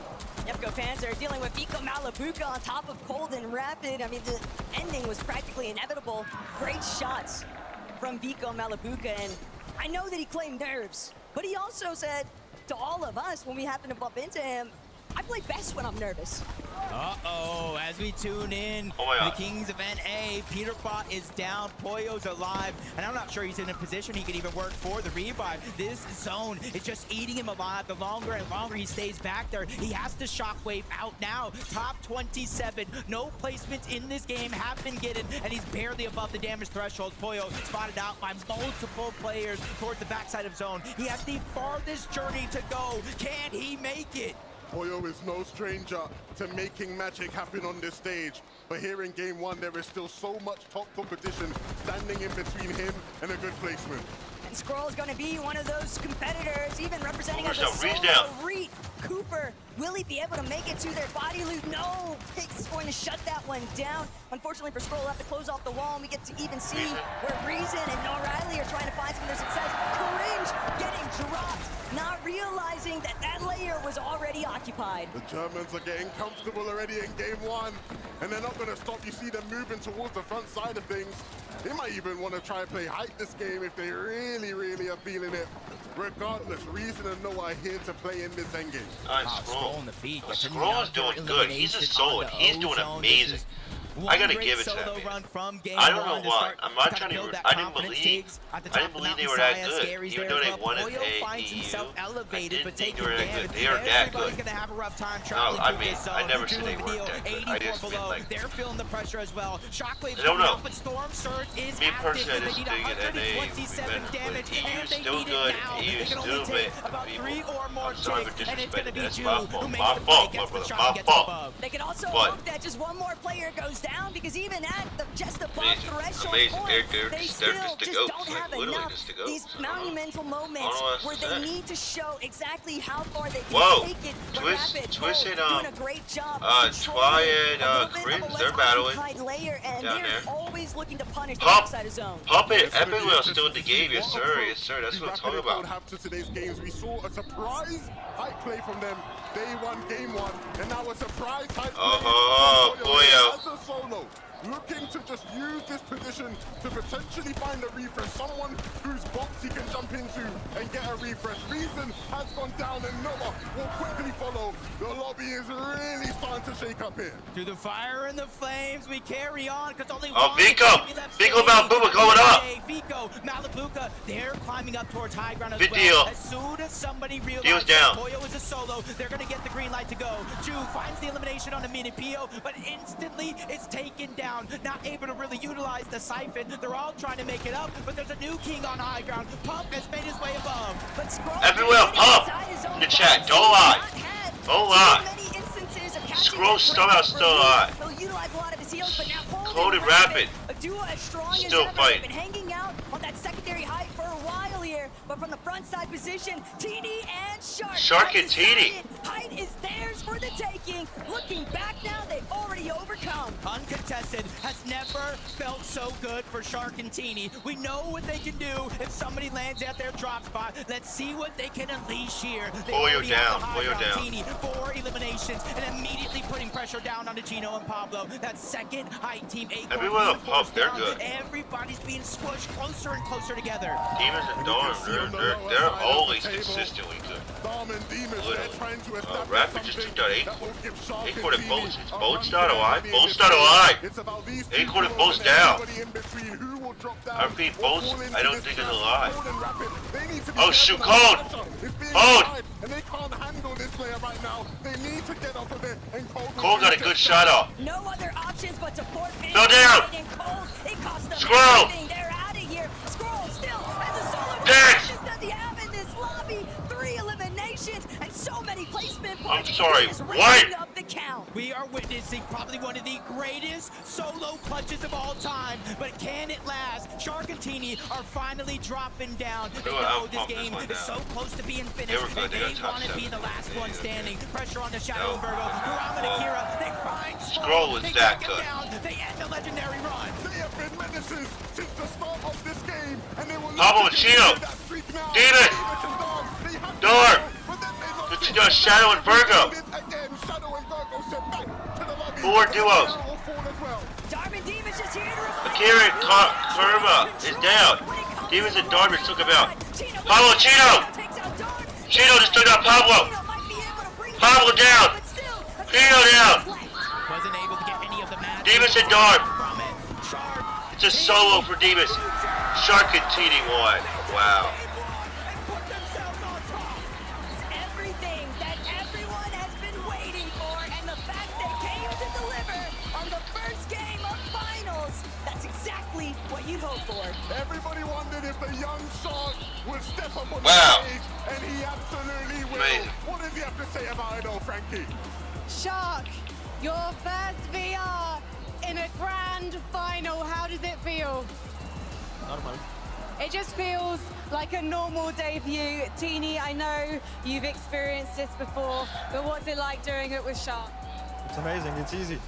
It's amazing, it's easy. You got the timing exactly right as to when to take height. Was there a point you thought it maybe looked too messy? No, it looked perfectly clean. The game was full on easy mode. We pulled every zone, and yeah, just one game. Did you get lucky though when the zone pulled down the mountain? Yeah, we did. We got lucky with zones. Do you need to get lucky again though in order to win more? No. Okay then, Shark, I'll just ask you one more thing. Is there anything you'd like to say to this crowd here in Düsseldorf? We will win this. You'll win this, okay. I think Düsseldorf heard you loud and clear. We're gonna head to a break. When we come back, game 2. Bro, amazing. Bro, I don't know. I don't like it because they took out Clicks and Hicks, but they're just very confident. They're very good. No disrespect, but they're just that. They're just that dog. They're just that dog. They're just that dog, bro. Don't worry. They're just that dog. That dog. They got that dog in them. They got that dog in them, bro. They got that dog in them. No cap. Like, actually, no cap. That dog in them, bro. Dog up.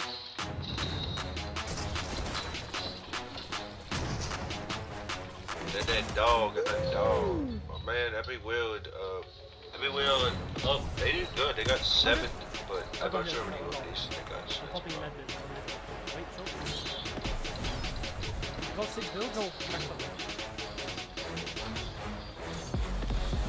Wait, if you're mid, wait. 100? 100. Oh my god. Oh my god. Oh my god.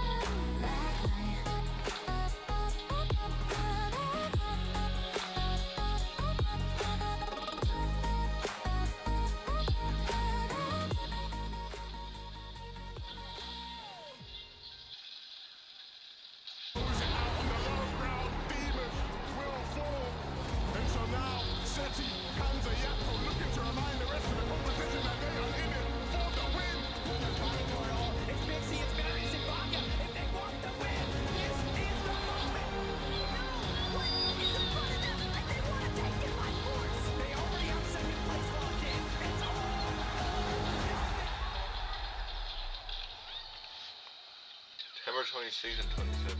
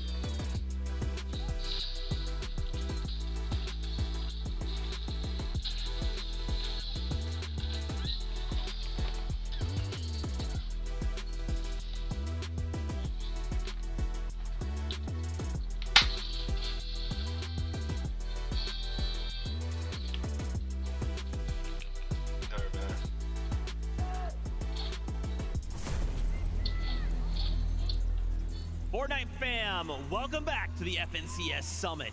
Day 1 of finals, game 1. And I feel like I'm watching a boop stream.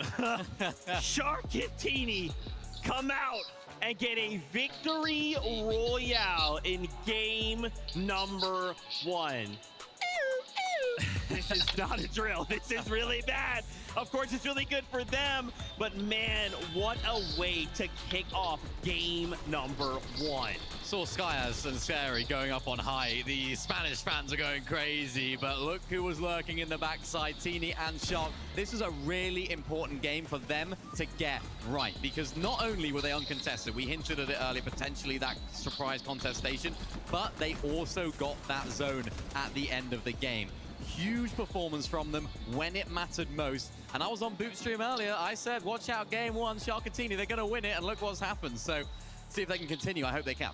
Man, sometimes it looks so hard to play competitive Fortnite. Like we saw a dude that was kind of just chilling up on the higher ground. Sharkatini are seemingly like nowhere near in a position to go ahead and contest the higher ground. But the miss comes in, the overdrive comes in, and all of a sudden they got like 20 layers and they're contesting the higher ground. Just a super sick play for them. Happy to see the guys doing well. So many duos, like so many duos. Just had little things here, pop off performances. I want to let you on a secret, though. Of course, Sharkatini got themselves a victory royale, but they are not currently in first. Crazy. That's actually going over to Darm and Deemish. This is why we had to talk about them at the start of the show. Again, there's like, it's like, again, I don't want to use the word dark horse because that's not what this team is. This is a tier 1, up in front, in your face, triple digits after game number 1 team. I mean, a 10+ elimination game. Whoa. 1 team. Top 10 hunt.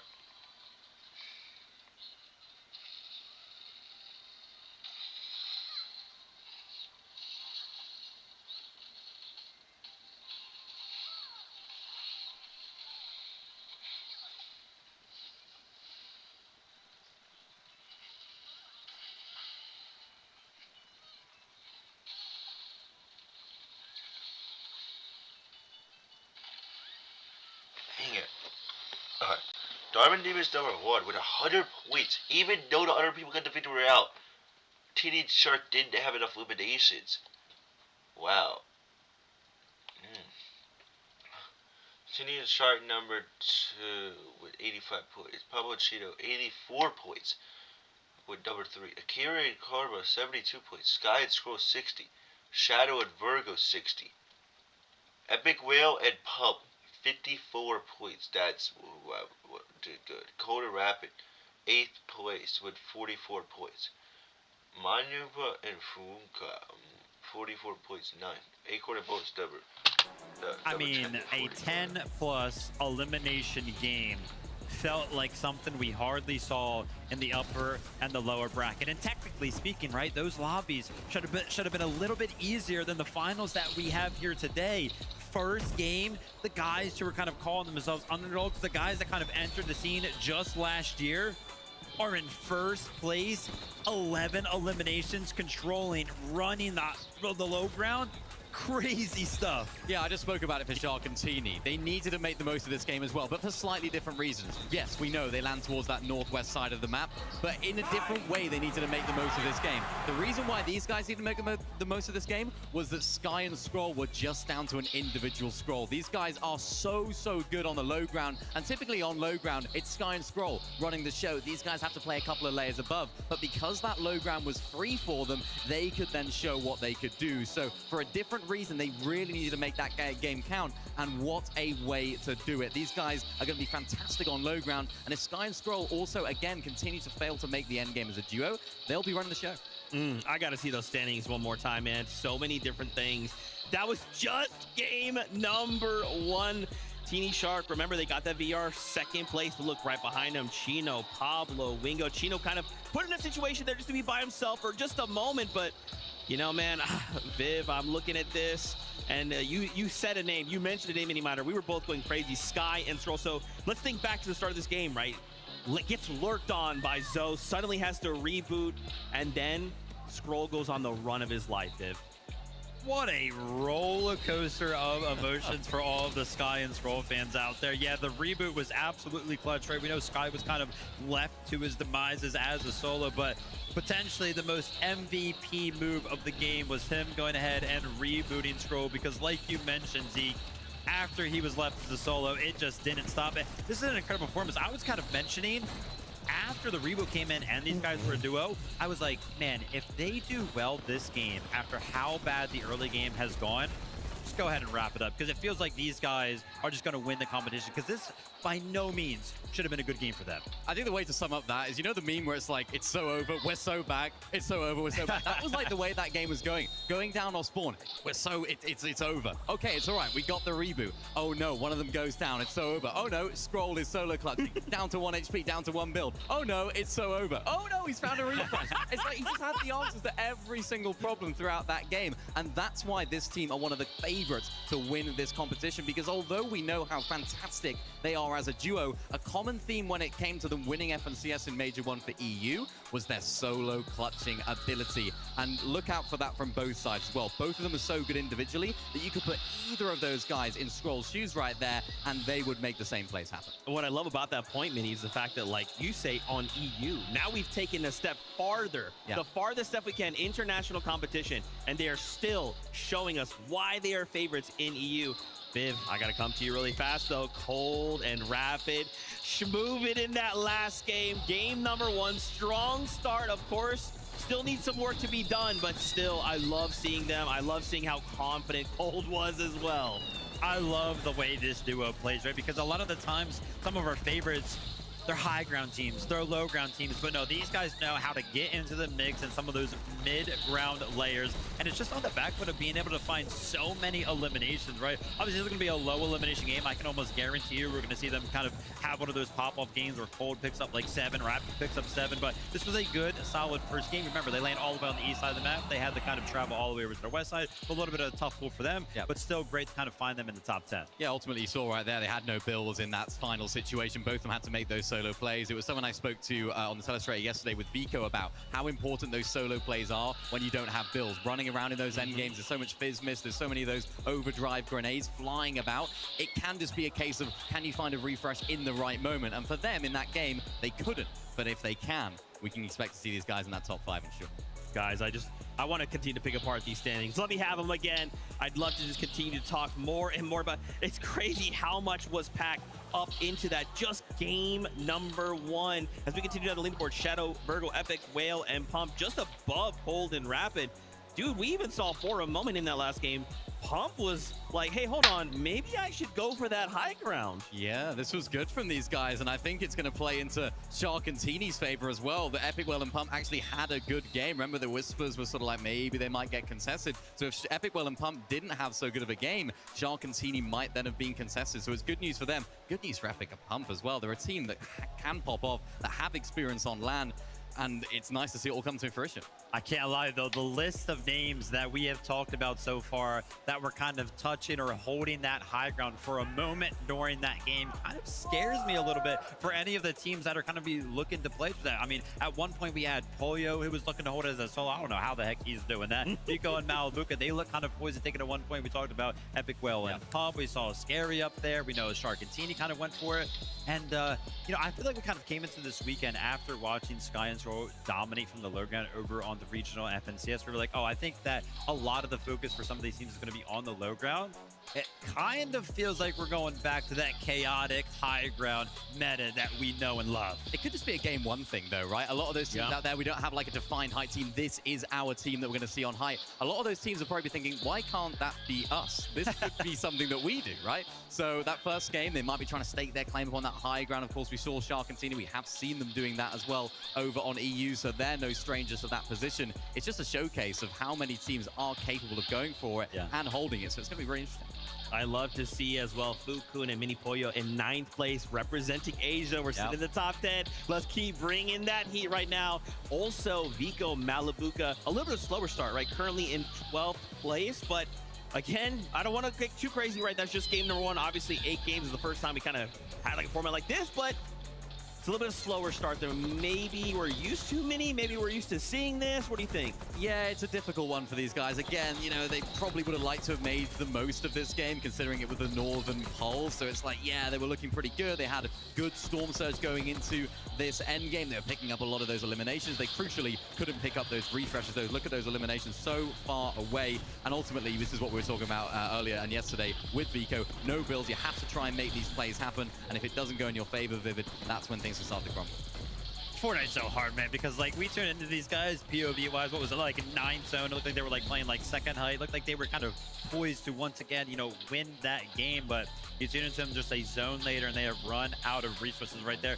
Remember, top 15 is what is going to qualify you to Global Championship. And I cannot believe I'm saying this because we kind of brought up the point that some of these smaller regional teams struggle to break into the top 15. We're talking about top 10.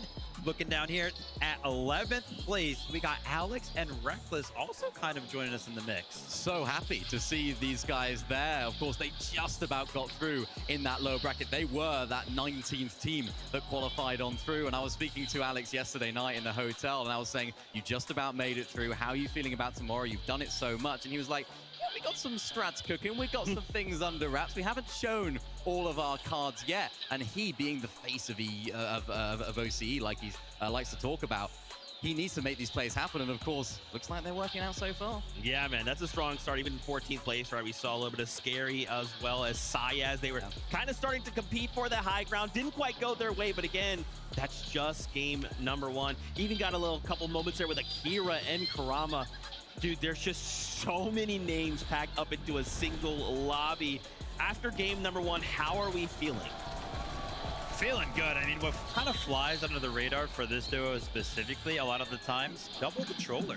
Kind of rare in Fortnite nowadays, right? It's kind of been difficult, or at least, you know, not so common for controller players to kind of find themselves any success in Fortnite competitive, but we always see those breakthrough performances. Karam and Akira picking up a top 4 that game. Obviously, they're going to be feeling kind of good about that, and I feel good about it too. Remember, they're kind of expecting to land all the way to the south side of the map with that zone pulling all the way to the north side. You got to imagine that we could see them do much better than that as well if the zone was a little bit easier for them. Also expected to be contested, so I have to keep an eye on whether or not they're actually going to be able to play all 8 of these games out. Yeah, French favorites, these guys. I mean, a lot of the French fans, you can see them on the screen, you can hear them most certainly as well in the crowd. They are a team that a lot of French fans are having their eyes on, and it's going to be interesting to see if they can continue that. Like you mentioned, Vivid, they are looking to be contested. Not quite sure what happened in that off-spawn contest in game 1, but now they're up in the leaderboards. I'm sure we'll have a look at that. And it's good news as well for Shadow and Virgo, who I mentioned at the beginning of the show. True. If these guys of Akira Karama don't do so well down there at the south, we have seen them landing to that South Frigid Fortress as well. So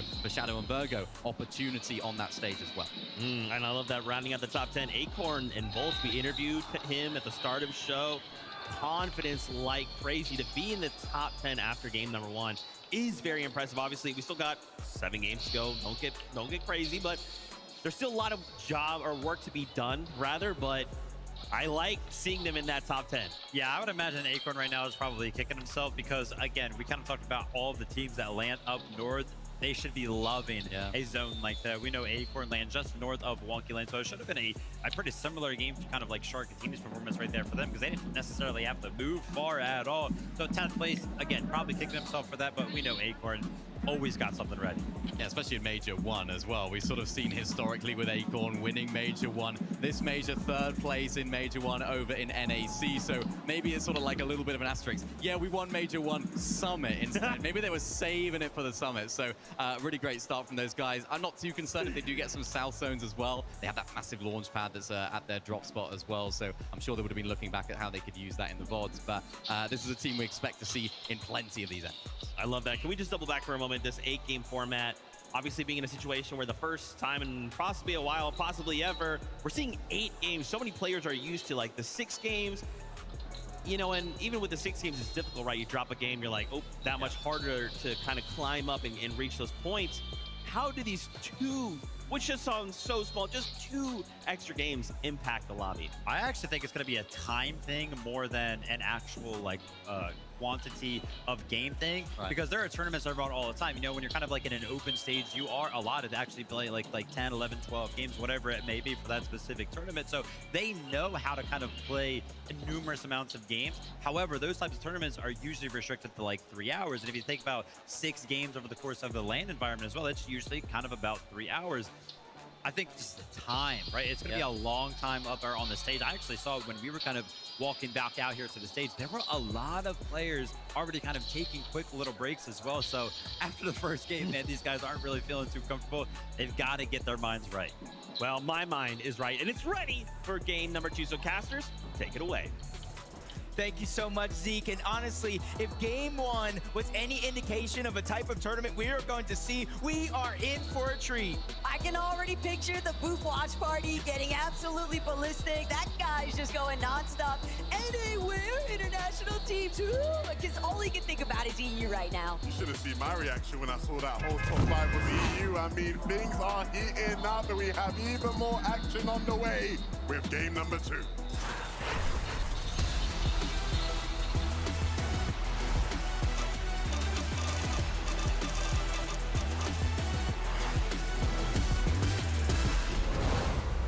Insane solo clutches, huge elimination games like Darman Deem has just had. We've had a cinematic.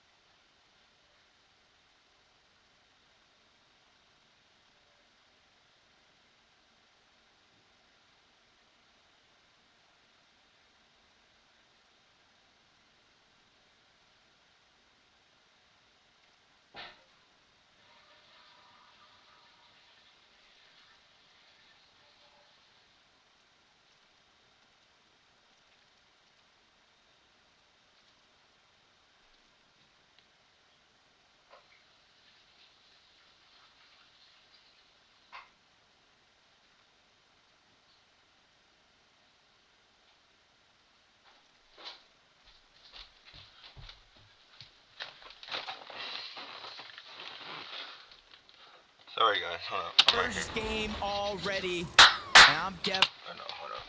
Sorry.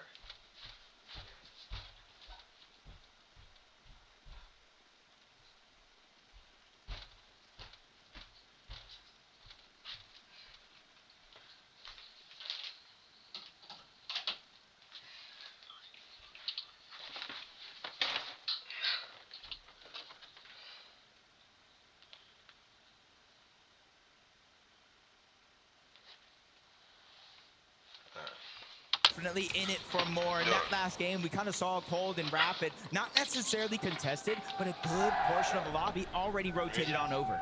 They made it evident, though. Their intentions are for hype, but we'll have to worry about that at a later moment because right now, Chad Flixie, they're about to get the party started here at New Sanctuary. Already Flixie getting the first drop spot ready, and he gets that first knock. Down goes Tinka. Now it's a 2v1 situation here. Chap and Flixie, instead of getting full aggressive, trying to find where that last elimination is, they're trying to work together. Get some materials, get some heals, because they know the solo is not too far behind as Resign goes down. And for a team who have had plenty of slow starts to tournaments this year, this is a great first 2 games for them as far as the off-spawn situation goes. Quick wipe twice in a row. It's going to leave a lot to wonder for game 3, but now Pump, Epic Whale trying to have similar success, and they find it 2 quick eliminations to kick things off. Now opens the door to see what they do next, because they're definitely going to be looking to try and apply some pressure over towards other parts of the map, thinking Wonky LAN, but maybe even lurking elsewhere, pushing further north. Yep, contested drop. That's how Epic Whale got the first elimination onto Hero. Sees focus across, and they now kind of use their numbers to go ahead and get that elimination. And Epic Whale and Pump have been on a journey from Wonky LAN to Riptides to now this split drop here. And as we tune into Cooper and Reek, you will notice 2 eliminations between them. They took down the Asian duo. Rainy, Nanu landed on them, and will be regretting that as they will watch the rest of this game on that stage. No Riley and Reason, man. We tune in again. Razan and Noah Riley, not even the best loadout here, looking like they were trying to take the fight. A contested drop means you're not going to get everything right out of the gate. Surviving with 9 HP. He is blessed here with a second chance at life. You see, there's 2 teams directly nearby. We know 2 teams are north towards Latte, and with so many more towards the west. I'm not sure where Noah and Reason are going to get their loot from. He can't afford to even take another tick of damage, and Danikush, Diggs, they were bound to see those white tags being applied, so more pressure definitely still to come as Kazi, Damo, trying to see whether or not they'll have a better story here over by Riptides. Cammy and Hottie jumping into the mix very early on. A little bit of a spoiler even. Their intentions were clearly to mess up Focus and Thomas. Yeah, I mean, it's interesting to see, of course. We've seen these guys fighting in this area all season long. We've seen Focus and Thomas make lurk plays like this all season long, and this might just be a successful one as the fight ensues, as Focus and Thomas come hooking in. They're ready to take control of the fight. Hari not prepared for the damage above, and it might just be Focus and Thomas's fight to win. Hari no match. Cammy will go down. A great start to the game for Focus and Thomas. That's exactly what Focus and Thomas needed to, but the message had already been to win. Prepared for the hooking in. They're ready to take control of the fight. Hari not prepared for the damage above, and it might just be Focus and Thomas's fight to win. Hari no match. Cammy will go down. A great start to the game for Focus and Thomas.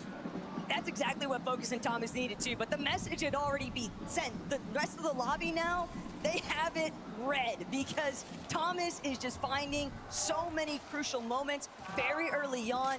He's got that rhythm going strong. That's one thing you kind of learn over time. Don't poke the bear, you'll awaken the beast.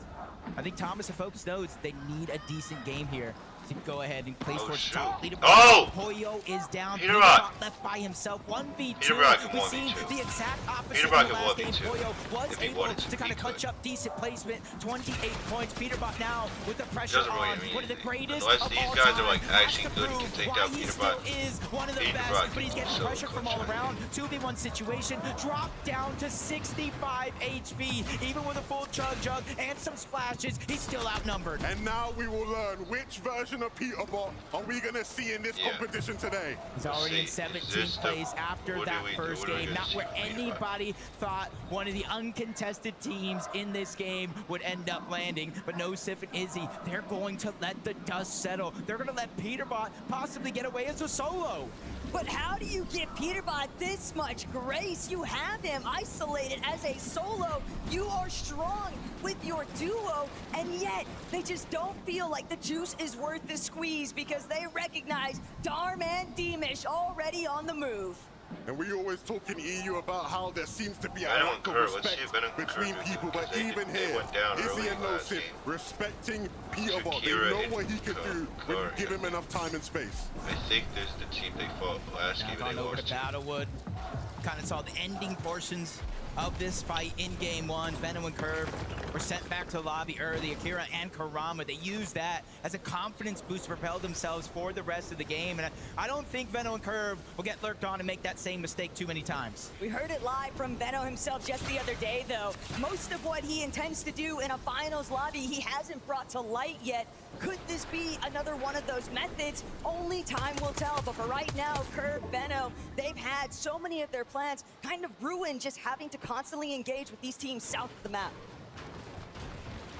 A team who doesn't need to do much as far as adaptation goes. They've been successful all season long, playing their game how they want to play it. And with Scrolls, 32 points, 52 points solo clutch, I should say. In that first game, it will give them the much needed boost and momentum they need to continue.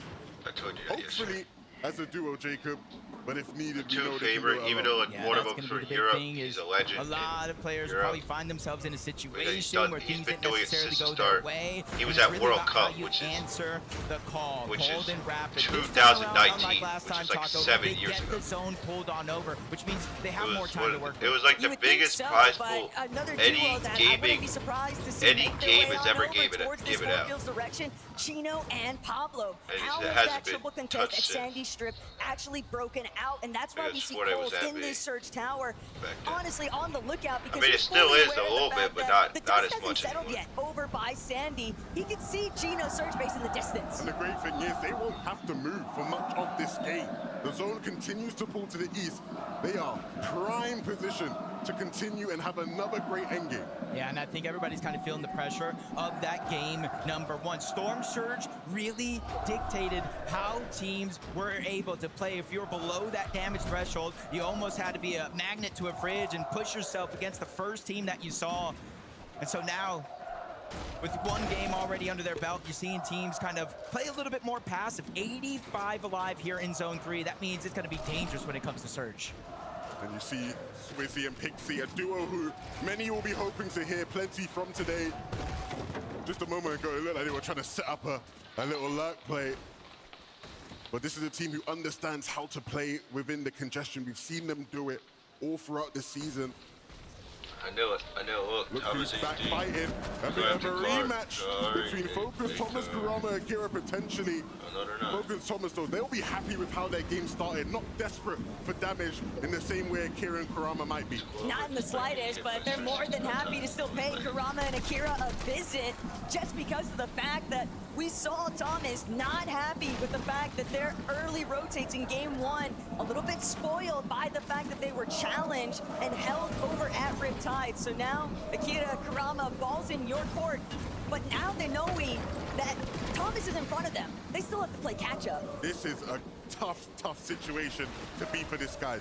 Not only do you have to catch up when it comes to damage and surge, you're gonna have to figure out how to get yourself back up to cap mats. They are far off the pathway to having a successful game right now, with Zone continuing to fall far from them. It's an uphill climb. This is a battle I didn't expect to see this early. First and second place, respectively. Shark and Tini going against Storm and Deemus. They're taking the fight towards the north side of the map.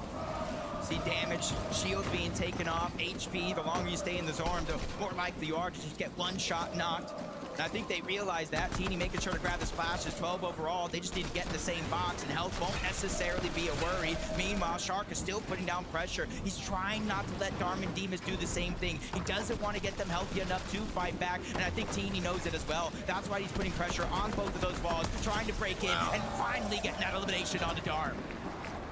It's exactly what they've been trying to stall out for, but we'll even get a chance to review here, see how exactly Darm was even in that position to begin with, and Demas just fully caught off guard. Teeny lurking around the rock. He is notorious for these types of plays. He frequently finds those opportunities amongst other teams' loop paths to cut them off and find them when they're in a moment of slippage. And last time we saw these boys here, though, Peterbot and Pollo, it was in a bit of a pickle. Peterbot stuck by himself, further out from where he is now. Pollo was down, but it's good to see that Pollo is back in the game, fresh off with a reboot. And because they are uncontested at Squibbly, there's a lot of time for them to get the loot and the loadout that they need for the rest of the game. Time, it's not something Akira and Kurama have much of right now. Veno seemingly realizing that and looking to pull away, not give these guys what they want, and that is a fight. Veno and Curve need to make good of this game. We saw just how quickly things can turn for you when you are potentially fighting people off spawn. You have to make every second count. And Veno's always been one known for liking to play through the storm into later zones. The only thing that might threaten them here in this matchup, if they don't run into QNDX and Phantom, is storm sickness itself. Can make things a little bit more complicated later on, but scenic views elsewhere. Chap, Flixie, very content right now, postured on a hill over by Builders Barracks, and they'll be the cutoff point for so many of those teams trying to make an entrance through the west. Yeah, for Flixie and Chap, honestly, their journey to get here. They were going towards the new Sanctuary uncontested throughout the course of the tournament.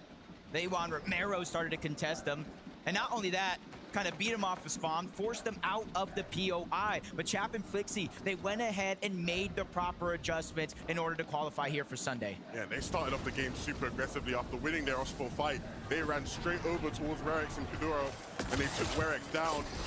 We'll see if that aggression continues throughout the day.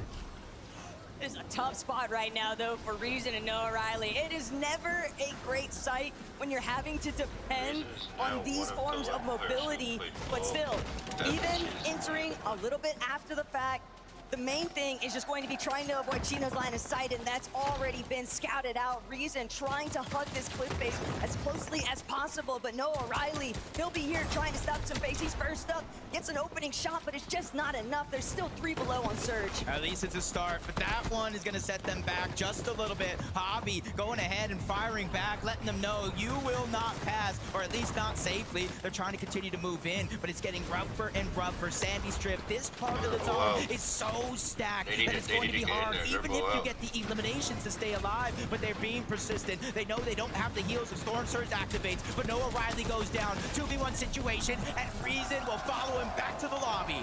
Tried to do his best to hold things out, but it was a grim situation to begin with. Still, Drew looking to turn the tides here. Kiddo eliminated, and now Badil and Ju have a little bit of an opening here. It'll likely be intentions of white lining straight from 4.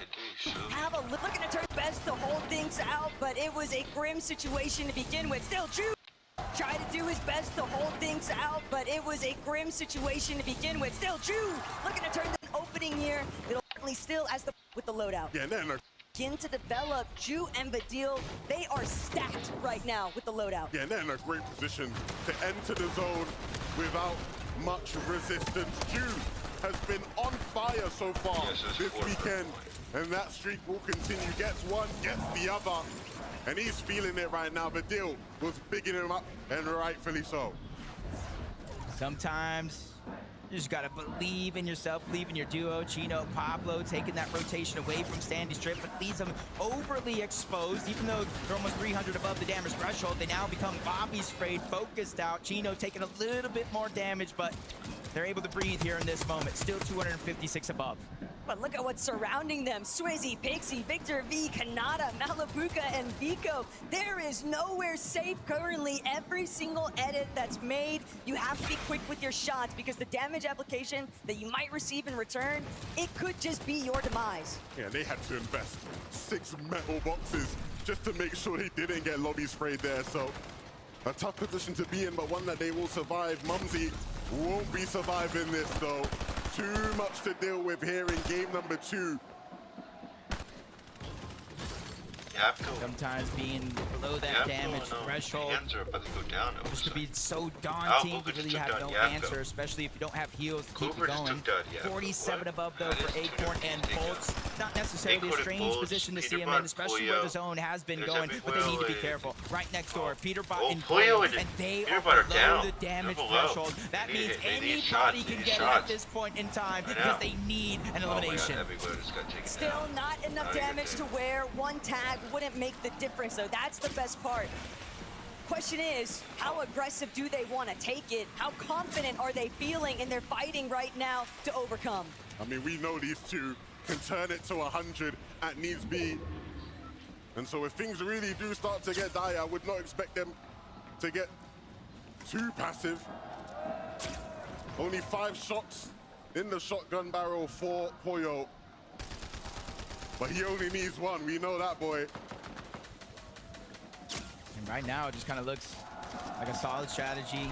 They're close to the zone. They're trying to out-heal it. They're hoping, praying even more teams have to rotate on by, and there goes that first find. Diminished. He's going to go down. Even if they don't get elimination, they got at least 1 tag, but they're still below 13-2. It's not looking good so far, but they're so patient. They realize they cannot get desperate in a situation like this, because all it takes is 1 moment of weakness to cost you everything. It's just the repercussions of that first engagement. Because all it takes is 1 moment of weakness to cost you everything. Blows, but they ended up losing a good chunk of their surge along the way. And when you find yourself net even, it makes every single moment matter even more so, because you're just constantly teeter-tottering between the two, above and below. Yeah, look, they're opting to try and out-heal just to keep themselves in the game longer, to maybe extend that window of opportunity for a refresh. And you're seeing Peterbot activating right now. It's Bolts he has his eyes set on. But they won't give it up too easy. You see now the desperation is kicked in, Jacob. They want to get in and fast. Yeah, they realize we can't continue to out-heal this. We'll have nothing left over. Storm Surge hits. Peterbot goes down. Pollo trying to stay alive. He strikes Bolts down. Still below the damage threshold, though. Active Surge. He finds himself above by cleaning up that elimination. Miracles do exist. We told you he only needs 1. And they found it, and now he's got plenty more to work with, but as a solo, it's going to be all the more complicated. Still, you know Acorn can't possibly be happy about that. It looked like they were going to get out scot-free. Instead, it cost them so much along the way. Back-to-back games right now where Pollo's gonna have to play this game out as a solo. He played it phenomenally in that last one, but he needs a repeat performance. It makes saying, I'll take it. That's the best. Still not enough damage is to overcome. I mean, we know these two can die. Only them 1, we know. A solid strategy. They're on by, and there goes that first find. Diminished to 2. Try though. He has over. Cleaning up. Found it, and now we're complicated. Still, you know Acorn can't possibly be happy about that. It looked like they were going to get out scot-free. Instead, it cost them so much along the way. Back-to-back games right now where Pollo's gonna have to play this game out as a solo. He played it phenomenally in that last one, but he needs a repeat performance, which might not last too long. Sharkantini waiting in the waters to strike, but he escapes with certainty. But how much distance can he create himself from one of the most dangerous teams in the lobby? This might be one of the worst case scenarios though for Pollo, but his saving grace here is that Sharkantini, they're prioritizing the positioning. They don't need to waste their time on someone who's clearly just way too tattered to actually do something back. Pico Malibu. This could be a great opportunity for them to strike first as Victor B left by his lonesome, 349 below. He might just be delaying the inevitable here if he doesn't find a pop-off in an instant. Victor B looking to try and be our next young star to make a pop at this stage. He'll have to wait till game 3 though. Too much pressure from the lobby. And Ju, we bigged him up earlier this game, but can he back it up with just 9 builds remaining and a very, very steep situation. One of the problems that Ju and Badil have encountered along with other teams that are struggling with Surge is that these rotates, you're so much more exposed. There's not much to hide behind from the territory just surrounding Sandy Strip. And with that in mind, teams, they're forced to expend almost all of their materials. They're trying to make these tunnels to find those clear paths, but everyone is just on the lookout, constantly trying to find an opportunity here. And Ju making the approach now. It could be Cold next.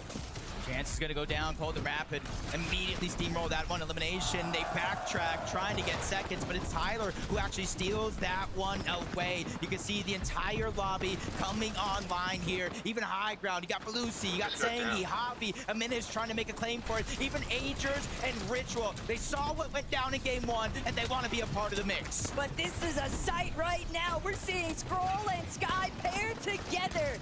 And now, 426 above, the world is their oyster. They're ready to make a move. They've got the mobility off the overdrive grenade. What's next?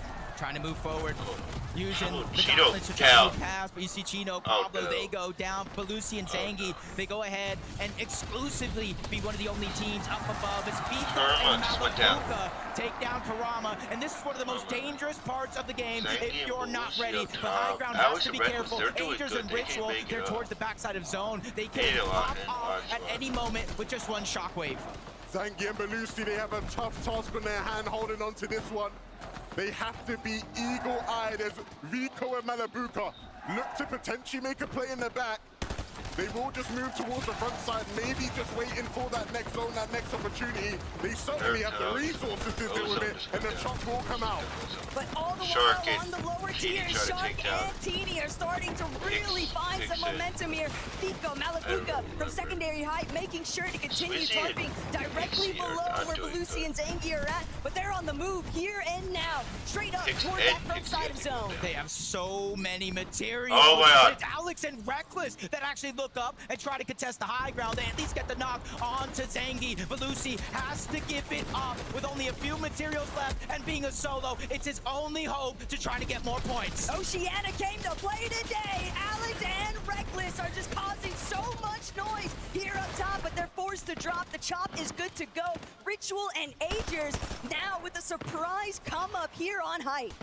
Jacob called them out. They were waiting in the wings, waiting for that opportunity.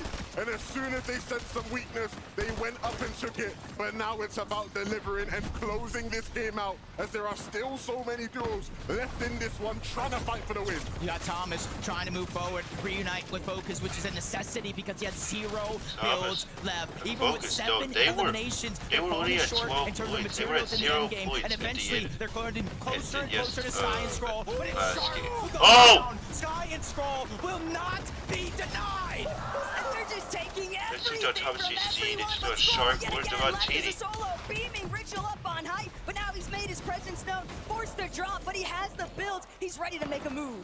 Ritual Agers, though, they denied any team from coming up once. They're going to try to look to do it again. 5 eliminations from Agers. Spoke too soon. 6 eliminations for Agers by himself. But down below, you have to be careful. Vico and Malabuka, they are the ones that are running the low.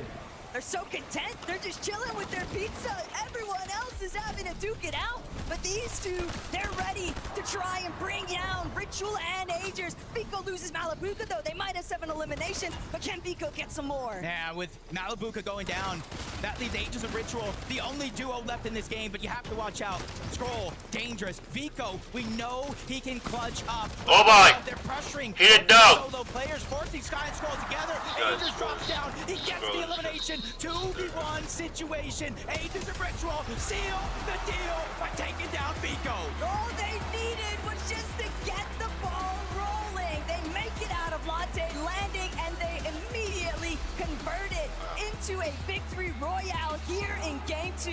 They've got to be feeling so good about it. Your layer is never too safe if Ritual and Agers are in that end game. Frankie, what do they have to say about that one? Guys, that end game was sheer perfection. What do you think was the reason you were able to get to such a great end game? I just think we're the best duo, and we were triple con the first game and the second one. So it's the first game we got to play. And now you know how to get off spawn. Ritual, it was interesting seeing you manage to take height cleanly. When we spoke the other day, you said you were more comfortable mid to low ground. Why did height feel right today? Sometimes you got to get outside your comfort zone, and I think that's what we did, and it was the easiest game ever. So the comfort zone is now height? It's everything now. It is everything now. So, you had a problem game 1, triple contested, game 2, flawless. What's game 3 gonna look like now you have a target on your back? We know what to do now. We weren't expecting the triple con because we were practicing against Reed the whole time, so we're ready. All right then, Düsseldorf, please give it up for Ages and Ritual! We'll take a short break when we come back. Game 3.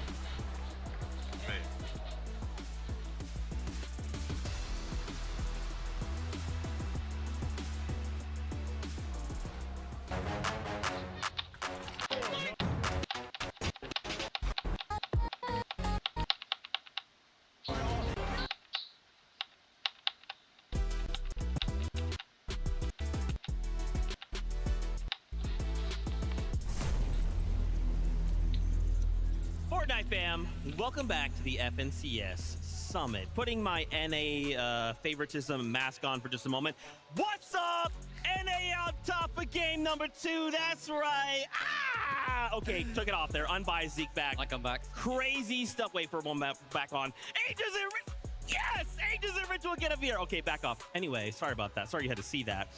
Congratulations to the duo showing up when it matters, right? Finding that momentum, finding what was crazy too, the high ground of all things. And I love hearing from Richie himself, like, hey, it is now. High ground is right now. Zeke, I don't need a mask. I feel like the slightest increase in how big my smile is after an NA team wins a game should be telling enough. I mean, incredible game from the boys here, and we were kind of watching this one fizzle out, and it's like, you know, we kind of tune into them. They're on the high ground, they're chilling. Agers, man, ends the game. What was it? 8 eliminations. Ritual over there with 0 as well. Obviously, we know Ritual is good at making those IGL calls. That's what he's known for. Yeah.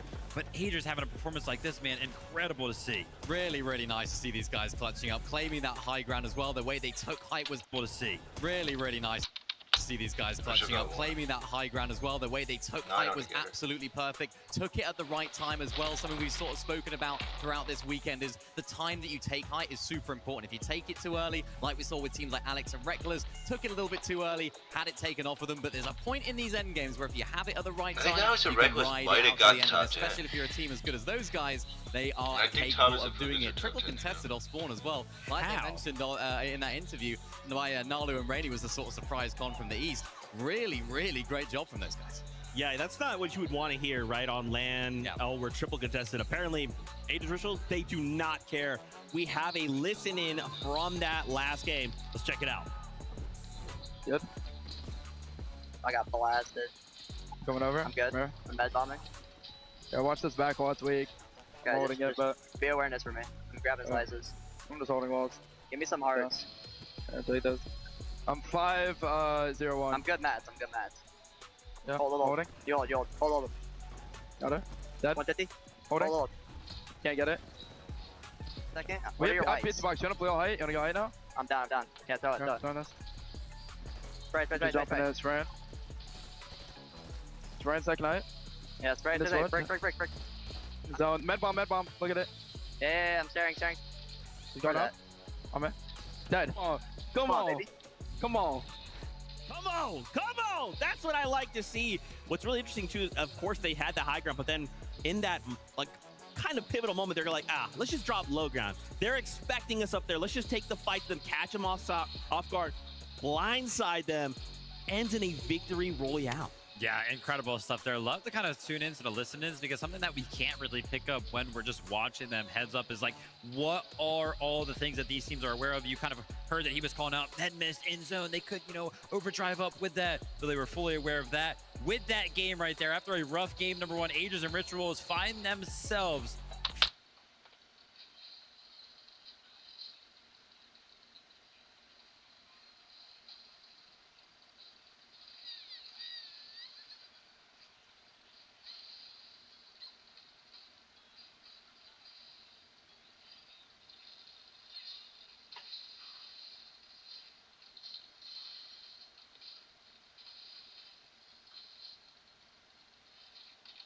Give me a second.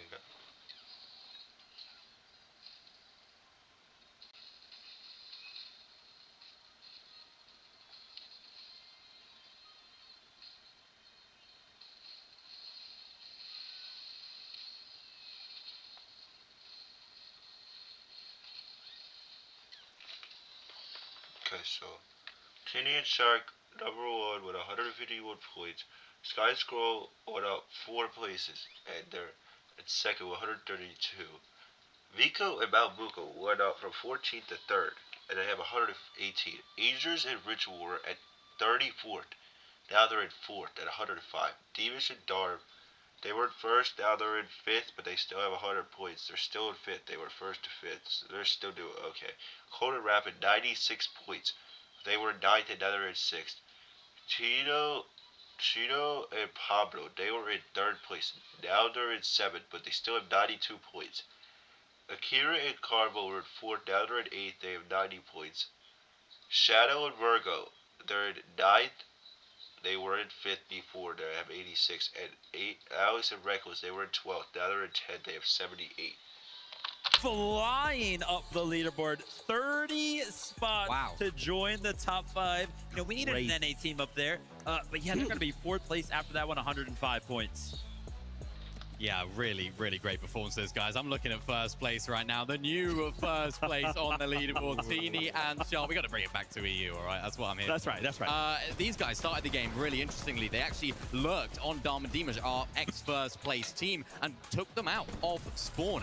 Really bold play at the beginning of this tournament. They've only just had 1 game prior to that, so it's like we are playing for the win already. We are trying to take this by force, and that is what they then continue to do for the rest of this endgame.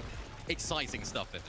You know, we're only 2 games in, but it starts to feel scary when Mini Miner kind of makes the point, hey, listen, you know, Shark and Teeny game number 1. You guys got to make the most out of that. They did. It comes over to Wonky Land. They have a great game. This was nowhere near Wonky Land, man, right? They had to rotate across the map, but they still did. Teams you mentioned, leaderboard. We saw Agents Ritual climb to 30, but Vico Malabuca climbing 11 spots. Remember, we kind of talked about their first game, maybe a little bit slower. They said second game, let's kick it into high gear. Yeah, there's a few really nice things they did in this. Let's see, layout. Just try and him down. I just noticed about very chill, very good. So Cass, more to go. Let's kick it back over to you. Already 2 games down, 6 more to go. This is looking a little bit more like a marathon instead of a straight foot race. You would think so, but with the way that Shark and Teeny are playing, they're looking to eliminate anybody that's coming close. Darm, Deemish, targeted intentionally. They were in that first place position, but an early departure now means Shark and Teeny might look to take over here in Game 3. Game 3, let's do it.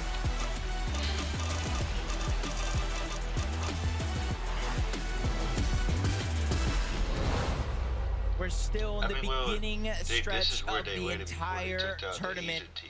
And where you are now on the leaderboard isn't too impactful. There's 6 more games left to pick up those points, eliminations, victory royales, and close the gap. We're looking at who is the best in the world as of now and top 15 for the Global Championship. And we're already seeing one more of these hotly contested off-spawn battles. And it's up to Hero now to try and make sure some of the mistakes of previous games are not repeated. Epic World Pump did not come to muck about at all. They are ready to win this fight. Focus on Hero down below. It's a little bit of a mismatch, but they're going to still take the fight to Epic Well. Drops him down to just a little bit of HP. Pump finishes that elimination, and they go back to back. They each get their own, and they hold their ground yet again off spawn. Thought we were watching a zero builds competition for a moment there. No one had any materials to work with. They were both just so quick to the jump. They knew that they had to try and find those eliminations as fast as possible. All right, next on our off-spawn tally, Tinker and Resigns versus Chap and Flixie. They don't want that smoke this time around. They want to get the chance to actually play their game. And this might have been the best possible decision they could have made. Big early damage done onto Chap and Flixie, and they have no answers. They landed way further towards the east. But it would have felt so much better if they'd actually been able to connect and find at least one knock. That gives you the opportunity to actually push and pressure, because now you're dealing with 2 duos that don't have a lot to work with, and Lewa and Romero were still around. Let's see what that OC duo can do in this game. For Ree and Cooper, they started last game with a fight up against the Asian duo of Nalu and Rainy. This time around, Ritual has gone down after winning that previous game. And so things here at Lalte still haven't been figured out as far as what the dynamic of the day is going to be. It is still a messy situation, Taco. For Reed and Cooper, it's just anything you can do, I can do better. They have a point to prove up against the likes of Rituals and Agers. And I know you guys might have seen things getting a little heated on socials, but here in the lobby is the best chance to come out on top. Every single time Noah, Riley, and Razan just kind of pop up on the screen, I just hear the arena erupt. I've never seen so much energy outside of last year's Global Championship, really kind of giving it their all to their favorite teams. It's something that you love to see. And for Noah and Razan, they're just doing a good job here, not necessarily putting it all into just one contested fight. They're saying, hey, we might not get the best loot off spawn, but this is something we can gather as the game goes on. And already in game 3, major off-score switch-ups, Rainy and Nalu, the Asian team who had their struggles landing in the northeast of the map, trying to take fights in Latte that just weren't working, have now decided to land that Riptides, and I'm not sure if Focus and Thomas are quite aware of just exactly where they are. But at the same time, they didn't exactly have anything great to work with. They have to be so precise with when they pounce if they want to net any kind of eliminations here. Momsy, Skyjump, they've had so much difficulty just trying to find their footing in these first 3 games, and it's looking like things might go from bad to worse here if Momsy isn't careful. Yeah, this is a tight situation because they're fighting a 2v2, but then you got Shark and Teen, or at least one of the two, over from Wonky Land, disrupting this fight, third parting, causing a little bit of a distraction, landing some of those shots on a Skyjump and Momsy. And if they didn't get tagged up, that would have been a huge green light to go. And I understand the aggression from Skyjump and Mumsy. They really struggled with Surge in that last game, but you have to pick your fights wisely. You don't want to put yourself in an even worse situation as the games continue. And traditionally, Skyjump and Momsy have been the team that just actually gets a third-party profit whenever they're challenging others on the map, but those opportunities just not presenting themselves here today.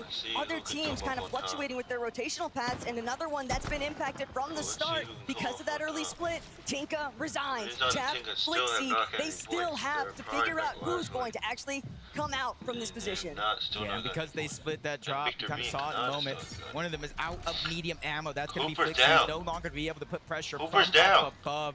He does have the chaos with the shotgun, so he can fight back, but that go-ahead controls, or at least changes a little bit of what they're able to do here. They can no longer continue to fight safely, so they have to disengage and find a little bit of more resource. King and Tails surprised the world yesterday with their qualification into this final with a big win.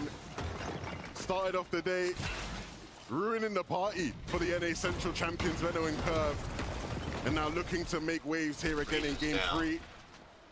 Oh dear. What do we have here? Vidil and Ju. Ju taking Reason out. Friendly fire going on. It's like in those moments, you can just tell the crowd's not really sure whether to be happy or sad.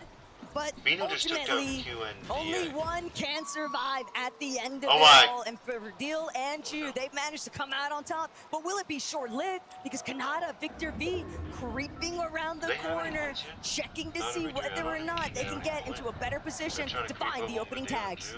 And for a team from NA West, where they typically stayed at Sandy Strip, in order to get a lot of their Storm Surge on that region, they were uncontested. So a huge difference maker coming into the weekend, having 2 other teams land there. Games 1, Games 2 didn't go their way, and now they're forced to flip the script, trying to get alert play. They probably heard the noise in the distance, and they're trying to go. Not only that, but Kanata and Victor V, they are so exposed. If any other teams just happen to get a little bit of leverage, a little bit of height, they'd have the chance to see that these two are out in the open right now because they don't want to make any sound. They can't really afford to toss out a build. They want to ensure that Ju and Vidil are completely caught off guard.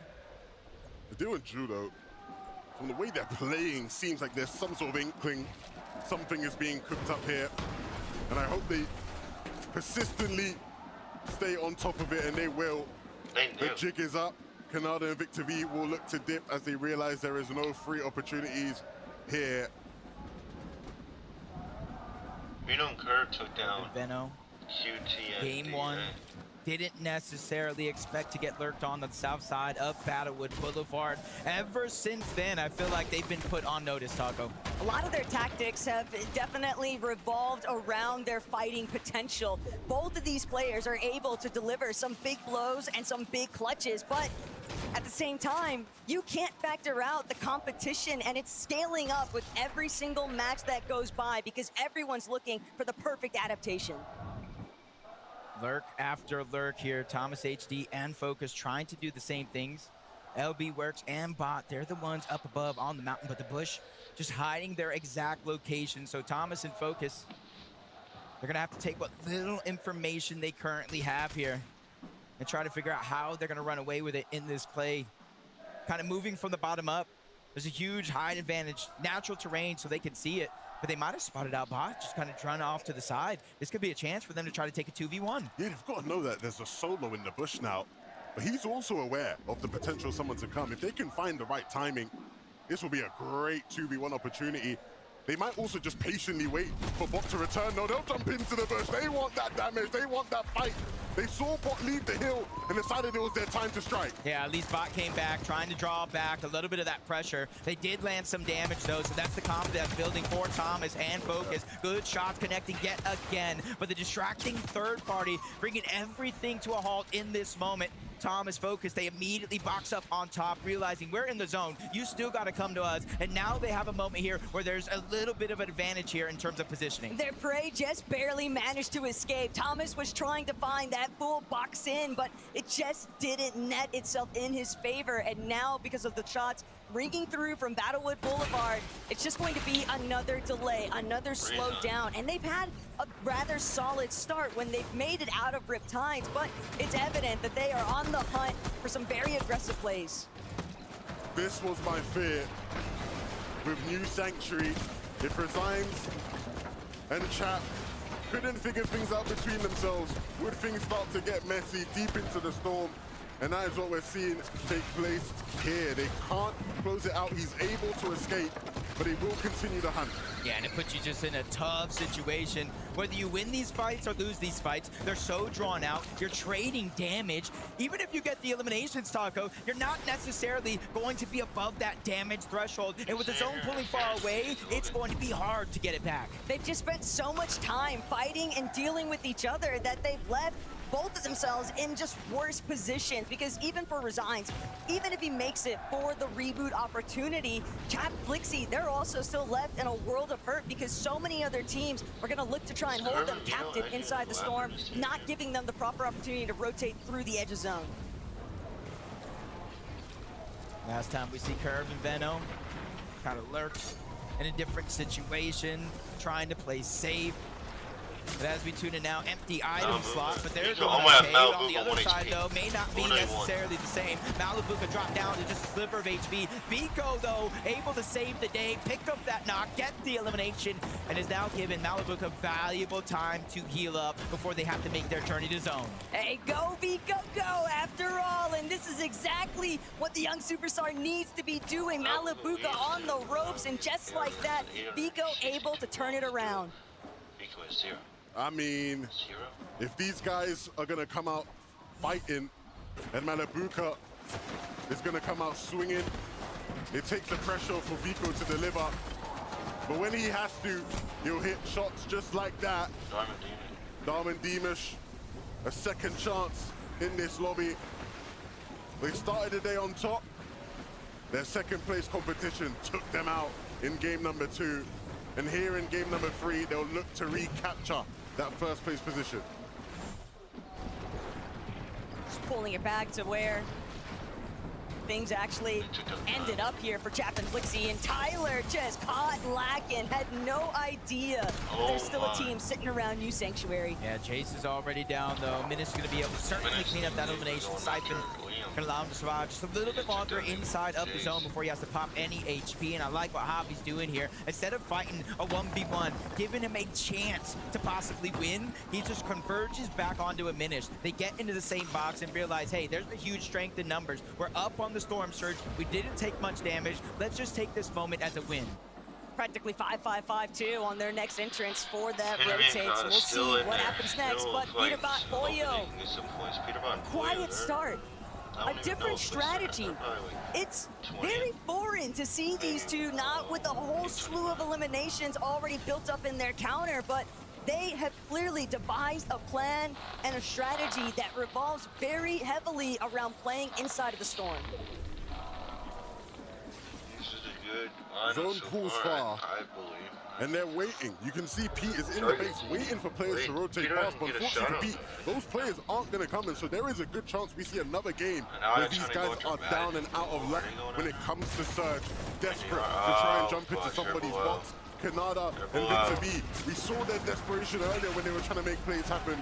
Now the situation has worsened. They have to make something happen right now. This is the only decision they can make, but it's going to be one they're going to regret. Kanata goes down. Matt and Nicole were able to get that elimination, and these guys have been the unsung heroes. They qualify out of NA. They make some big plays. They make it from the upper bracket, and now they're shining here in Game 3. First elimination, sometimes that's going to be the hardest, but Victor V finds him so down in the depths when it comes to damage. Almost 400 overall. That's almost 2 full eliminations worth of damage, and that's where it gets tough, because even if you're able to take down Cole, you're at a disadvantage. 2v1, and this one's going to be tough. Victor V can't even afford to stall. The Surge is just going to start ticking away at his HP, and for Matt and Cole, they've already gotten exactly what they were after. Sure, Vic's able to pick up the splashes, but what else could he do with it? They need to be careful on Victor V's side and on the other side with POL and Poyo lurking in the zone behind them. Veno and Curve, what do they have for Resign and Tinker? A great little lurk play. We've seen Veno do that many times over the years, and he did that as well in the NA finals, and Veno do that many times over the years. We've seen how things fared for one half of that stalled out engagement over by New Sanctuary. Flixie Chap trying to see if they can change their fate, though. Opening starts. Seems like it begins with Liam. Yeah, 35 below the damage threshold. Looked like Liam was going for the reboot. He gets denied. But you notice they went from barely below the damage threshold, getting that elimination, to barely above. So for Chap and Flixie, when it comes to Storm Surge, they're not safe just yet. Even Agers now winning that game. Rich was down to Agers. And kind of trying to ride that momentum. It gets cut short. 151 and it's active Surge. Just ever since the start, when you're not able to fully survive that off-spawn contention, you're going to be left trying to play for the leftovers. And for Agers and Ritual, it's very obvious that this zone pool has not done them any favors either. They've had to go cross-country, but Agers looking to get fraggy with it. Won't get the shots to connect, though. Cringe and Twy instead come out on top. It was always going to be a difficult game with how things started off for them, even after that impressive win they got, but this duo is not out of it just yet. We will be hearing more from them over the course of this day. But for now, they'll leave it to the rest of the lobby to cook up for us for Deal and Ju. Looking to do just that. Ju already started the game with one of them onto Reason, and they will look to quickly improve on their standings. Just 30 points so far, but plenty more to grab in this one. Yeah, almost 400 above the damage threshold, so they are looking good. No necessity to beat. Curve and Veno, same thing. 5 elims, 900 plus damage. Gets cut short a little bit.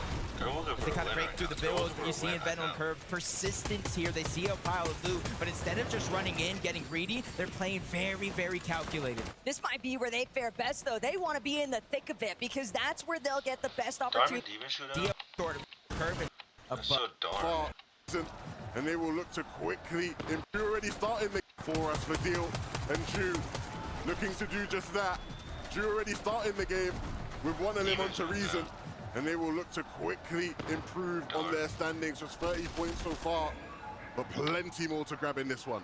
Yeah, almost 400 above the damage threshold, so they are looking good. No distance here. They see. This might be where they fare best, though. They want to be in the thick of it because that's where they'll get the best opportunities to shine. Catching players off guard, trying to work their way through those lower layers undetected by the teams that are already a little bit higher up on height. Speaking of which, Sharktini already trying to get that little bit of leverage because they need to find a solution to being underneath the Surge threshold. And they're first. They're below. This one goes. Virtuous Naders went down. 153. Storm Surge begins to activate every 7 seconds. Tinium Shark will be stricken with 25 damage, shield, or HP, and it does not turn off until there's 40 or less people in the game. Right now, their strategy looks to be to out-heal it, but now Shark is out of heals. Now he's put on a timer that will not last forever. But look who's avoided almost everything along the way. Acorn and Bolts. Oh my! Has fallen though. Vidil. No opportunities to bring this one back. Vidil. Body being carried away there by Ju and Vidil. Shark looking to see if he could try to scramble, pick up the pieces, but as a solo with no HP, what more can he really do? Shark's 1 HP. He doesn't look like he has the answers to that question, Taco. With just 1 HP remaining, Shark and Tini will leave their first place spot up for grabs. Someone can take us down. So many of our Titans go down early. You're kind of seeing how Tini was able to go down, but Dio and Ju just caught him lacking, edit the wall, and get that elimination. Even during all that chaos, we saw Cold and Rapid went down as well. Benno's gonna get knocked. Curve trying to be a hero. 1 knock's already there. Sky. He get the second onto Sky, but he gets denied that opportunity. Rightfully so. He goes right back into the box, trying to get the revive onto Venno with his own pushing him in. He can't be the hero he needs, but there's still a knock right in front. Curve trying to save the Siphon for the last moment. Curve needs it to kick in now or never, but he can't afford to see if he can find another shot. Eventually, though, he might be saved just in the nick of time, but when you've got 2 Titans of the lobby, 2 major champions going head-to-head, now's the time to see who's really on top. And Curve might not have been able to save his teammate, but Sky certainly could. Stroll back in the game and back with a chance to make things happen. Curve with just 17 HP needs to tiptoe his way around, and he will be caught out. And so it's up to him now to get things done. On the front side of the zone, Shadow and Virgo positioning. Pixie looking to do the same. Malabuka, Vico. We've seen how strong they've been so far today. Will this be their opportunity to take first place? They're trying to get that whole side of the zone, but they get cut short, cut off, kind of tagged up all at the same time. Vico's going to go down. A lot of pressure has just been put on Malabuka's shoulders. 132 points. They're so close to the top of the leaderboard, they can taste it as he tries to steal another one away. But that one's going to go to Momsy. The flank comes in. He doesn't hear it. Swizzy and Pixie take him down. Swizzy and Pixie are primed and oh, they're back. They are just looking back, spraying what? Down every single Sky one and of these Scroll, teams. All of the they're still alive. They just just passed a little bit too late to the punch. And now Pixie, Swizzy, with the damage having been done, they're ready to see whether or not they can make their move towards front side. They're trying to survive. It will be exactly the type of story you expect out of Swizzy and Pixie. Peterborough playing the storm now as all this madness ensues. Ju and Vidil, they are looking to take this game for their own. They don't care who's in this lobby. They want the high ground, and they will keep it for now. But that is just for now. They have to continue to hold it and apply the pressure below. They're feeling like they're on cloud 9 right now. The entire arena cheering them on, but they draw their attention to Shadow and Virgo, that second height team. Anybody in that position could use a shockwave and disrupt everything they have going on. You can tell though from the way they're playing it, they don't have the materials, and so the chop will come through. It's Cammy, it's Hari. We've seen them do that so many times before, and so it'll be up to Vidil now to clutch up. But this is a spot that Vidil's been in so many times already, and now here today, Vidil trying to see if he could strike through, but his shield is so low, he's fully cracked. The movement is crazy, but he's left tumbling down the hill, trying to see if he can get out of sight. Pablo is falling, kindling right next to him, but Vidil, he's not gonna be able to get the shots. He wants to try and make it through, but all of these pre-existing builds just forcing him to make the effort. Still, Vidil moving forward. Oh my God! Brings him down. How does he keep finding a way? He keeps on doing it. Vidil, this is ridiculous. What a game from him. He took down Sky. But Cammy and Hari, after chopping height, will look to finally make a play for it for themselves. Shadow and Virgo, hold on. Oh, it's Cheeto. About to go down. They get wiped clean, and Scroll down below has a tough Polish duo up trying to take this game. In fact, they're the only duo actually up in this game. Scroll, Solo, Pixie, Solo. Scroll's being the focus right now from up above, trying to expand, but he's running out of material, and he's running out of material fast. Hari Cammy, they realize he's building out a Wook. That's a sign of weakness, and they want to take over. They can't let this opportunity slip from their fingers from one team to the next. Pixie gains their attention. Scroll goes up! But Scroll finds nothing. He realizes Cammy's in a metal box, and then there's Pixie all alone on the ground. Yo, Sky and Scroll are definitely going to be 110%. But it doesn't matter because Cammy had his back. They are one of the most dangerous teams coming into this event. Contested, uncontested, that is not a problem from them. When it comes to big moments, when it comes to big events, Cammy is one for certain that shows up when it matters most. Cammy, Hari, stand up. Düsseldorf, please give it up for Cammy and Hari. What an intense final moment, but you were in it together. How were the communications that you tried to take Solo Scroll down? I mean, it was the perfect game. We just shot high like 3 times, killed like 4 people because of that, and it was an easy game. That's what everyone is saying so far, but everyone online has been looking at the lobby list and saying this might be the most stacked FNCS LAN ever. Do you agree, Hari? Yeah, it's so stacked. So when you look at the lobby list, who do you think is your biggest competition right now? Darm and Dimash. Darm and Dimash, and is that because you're sat right next to them and they're also your friends from Poland? Yeah. And so if it could be you or them, I'm guessing it's got to be you who wins this now. Of course. So Cammy, you know what it's like to be under pressure. You know what it's like to be on day 2 and in contention for the top. But do you have to change things up so you don't get snaked out there? I mean, we can't, so like we just need to focus on that. Need to focus on winning off spawns and try to get some more good games. Well, we're going to take a short break while these guys focus up. Please, Düsseldorf, give it up for Cammy and Hari!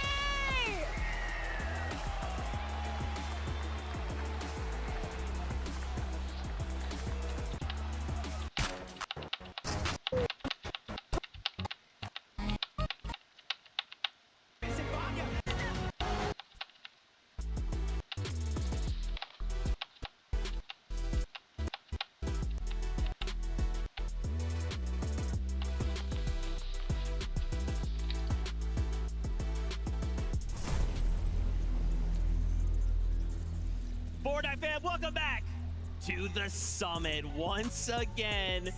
We get another victory royale out of game 3, and if I could put my EU bias mask on for one, say, yeah, my boy, EU at the top. That's right, Tokata. Oh, Tokata. I heard you repping NA, what, 1 match ago? Literally last match? You think you can just switch up that quickly, Z? Yes, I can. Oh, sorry, I left the EU bias mask on there for a second. Listen, I'm going to be biased on whoever wins. I just want everybody to have a great time. Shout outs to Cammy and Shari, rather. What an incredible game. Packed with eliminations, packed with high ground, packed with pushing other duos who are trying to take high from them out of the way. Classic Cammy high take right here. Looking back, chopping it on out, sneaking in the backside of this zone as well. All of that LAN experience that Cammy has paying dividends for him right now. The scroll high take was almost crazy, but they held him off to Carter. And what they did really well here was they took height at, again, the right time at the right way. I love seeing this from Cammy and Hari, now bumped up that leaderboard. But if I think to specifically how this duo plays, you can go back to the Sky Scroll went up 1. And they're in first by like 75, close to 75 now. And they were in the second before. So Chidi and Shark went down from first to second, and they're at 151 points. Cheeto and Pablo went up 4. They were at 7th, and now they're in 3rd with 148 points. Shadow and Virgo were in 9th, and now they're in 4th. With 142.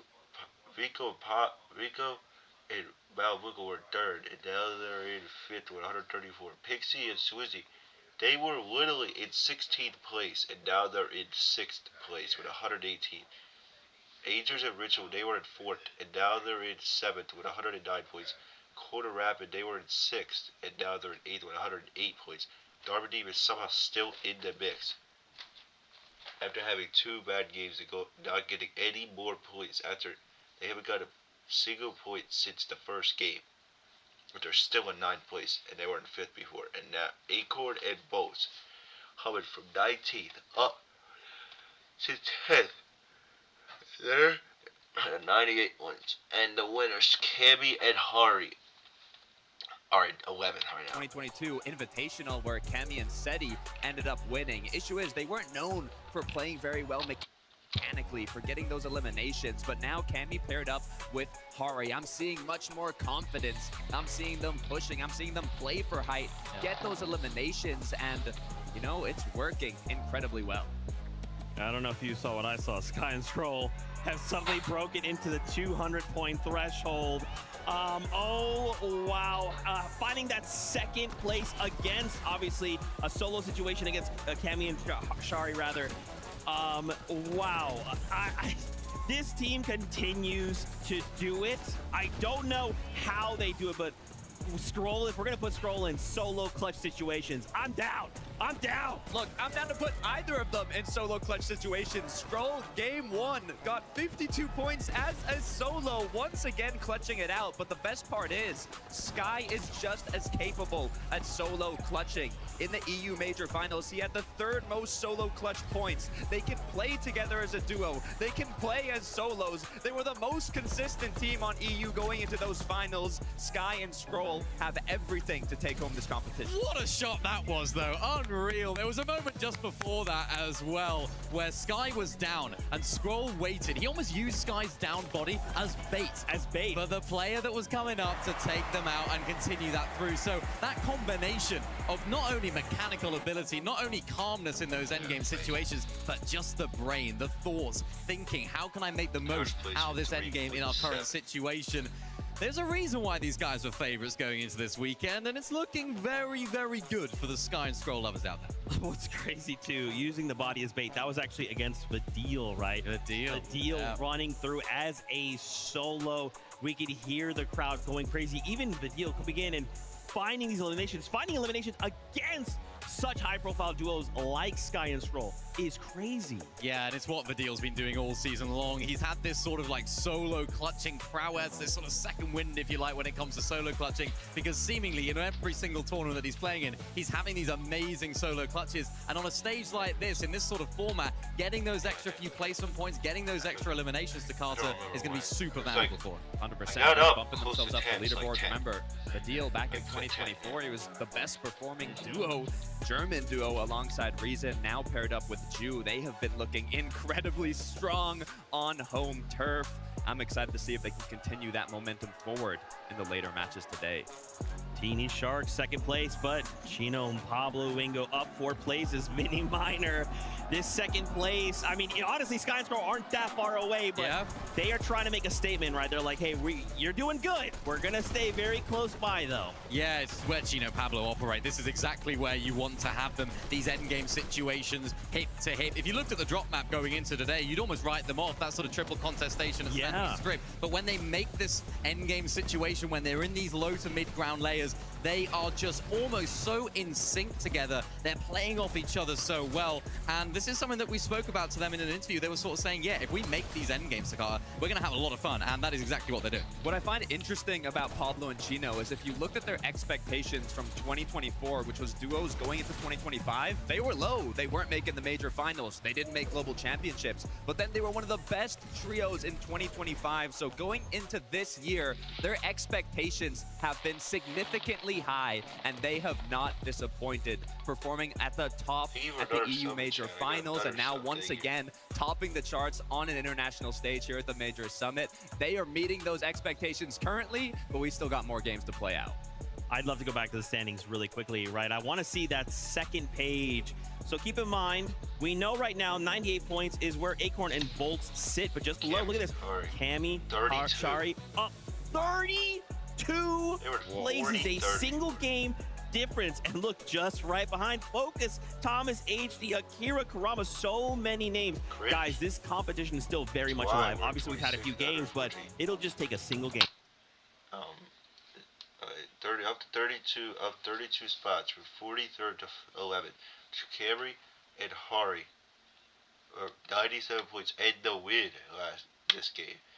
Focus and Thomas HT staying the same at 12th place with 92 points. Camry and Hari were in 8th place, now they're 13th with 90 points. Twy and Courage were in 26th, now they're in 14th place with 88 points. Zangi and Belushi were in 23rd place, now they're in 15th.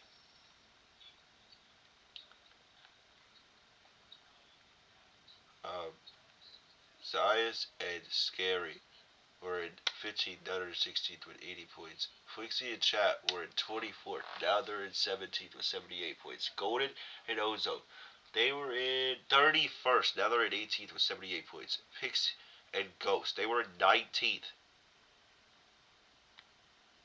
19th place. And now they're in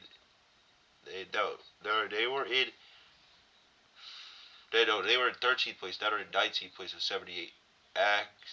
Alex and Reckless, they were literally in 10th place, now they're in 20th. To change everything. Oh, absolutely. And when Shari and Cammy actually switched up their drop spot towards more of the northeast side of where they're originally landing, I had a few questions. I was like, is this actually going to be the right move? Is this going to be the play that they want to make, particularly with all that contestation going on around them? And the first two games, yeah, it wasn't great, really. They weren't able to show us what we know they can do, particularly Cammy, known as the LAN GOAT. This is the area in which he is known to operate very well. And for those guys, moving up in the standings after that one game is absolutely crucial. But in an 8-game format, Takasper, it becomes very difficult because you have to continue then to do that throughout the day. Yeah, Cammy on EU has been a player that's kind of been known to stay ahead and adapt incredibly quickly when there's a new season, when there's new strats, new metas. Cammy is going to be on top of that. I was also looking, Thomas HD and Focus close by. They were actually surprise contested in the last match. Yep. Now, they ended up having the upper hand. They came out on top there, but there have been a lot of last-minute switch-ups, so I'm definitely starting to feel that pressure. Absolutely, man. And I'd love to tip my hat to Shadow and Virgo. I'm sure Vivid, wherever you are, is probably making some noise. Currently our best performing NA team. They kind of showed up for a bit of that last game, and then Cammy and Shari said, get out. But still, I love seeing this duel, right? They had that crazy call yesterday. Hey, yeah, we'll go ahead and win this next game, and then went on to do so. So I'm excited to see what else they can bring, right? Like, just look down to the 2nd to 4th. The points are still pretty dang close. I feel like once we get into that 8th game, man, it's going to be really, really close. Yeah, I mean, looking at that, Shadow Virgo, you mentioned it right there, the 4th place for these guys. It's so tight in and around that area, so it's going to be absolutely vital for them to actually continue to develop and have performances like they have been having. We saw it right here. I think it was Virgo that was up on top of High, actually got chopped on down and then took a lot of that fall damage. So this is where their game started to crumble. But it's something that I spoke about yesterday in the lower bracket. If you can just take High, ride it out for a good amount of time, you're still going to get some really nice placement points. And in an 8-game format, it's going to be absolutely vital to keep those games coming in, because if you can stay consistent, it's going to do you well. If anyone's going to take height, it's going to be Virgo and his Shadow. I mean, if we look back at the player lounge, Virgo was winning every single realistic creative match. I mean, mechanically, he has what it takes. But then you look at the predictions, you look at all the co-streamers, you ask online, and they're putting, you know, NA's somewhat last hope per se, Acorn Rituals, you got Cold Rapid. They don't have Shadow and Virgo up there at the top, so I love to see them currently in 4th place, showing what they're truly capable of. Dude, and I gotta say, Swizzy, I see you, all right, global champion. I see you sneaking your way just outside that top 5. Pixie right there as well. We are really starting to show. No. Where is Swizzy? It's area. Virgo, you mentioned it right Oh, there. they It's the are. 4th so place dumb. for these guys. It's so tight in and around that area, so it's going to be like they have been having. I knew Swizzy was up there. I was like, where are I mean, I love to I gotta say, Swizzy, I see you, all right, global champion. I see you sneaking your way just outside that top 5. Pixie right there as well. We are really starting to heat up, right? So many duos are starting to come online. I think they're all thinking the same thing. That trophy, we have to fight for this title. And also, Minnie, we can't forget as well, top 15 auto quals to global championships later on, but this is a global champion, right? He's trying to prove, hey, I won that for a reason. Yeah, and this is a team that have sort of played against with their backs against the walls for a lot of this year and a lot of this season. And, you know, it's kind of surprising coming out of that global championship where Swizzy ended up winning and Pixie, of course, came second. So I think this kind of like one-day format actually hinders them a little bit, because this is a team that are really good at looking back at what they did wrong and then going ahead and improving based on what everyone else is doing. They'll have that halftime break to go ahead and do that, so expect big things from them in the second half as well, but a really solid start from them there in 6th. Yeah, I don't think anything can stop Swizzy. I mean, tragic end to 2024, came right back in 25, becoming a global champion. Got here a day before his tournament, no sleep, but was unable to make it through. And then in the first match at that lower bracket, all it took was one game. They took home the win, qualified themselves to today. And, you know, now hopefully Pixie, Swizzy, they're feeling more well-rested. They're more locked in, ready to go. And I mean, seeing them bumping themselves up this leaderboard, I'm excited to see if that continues.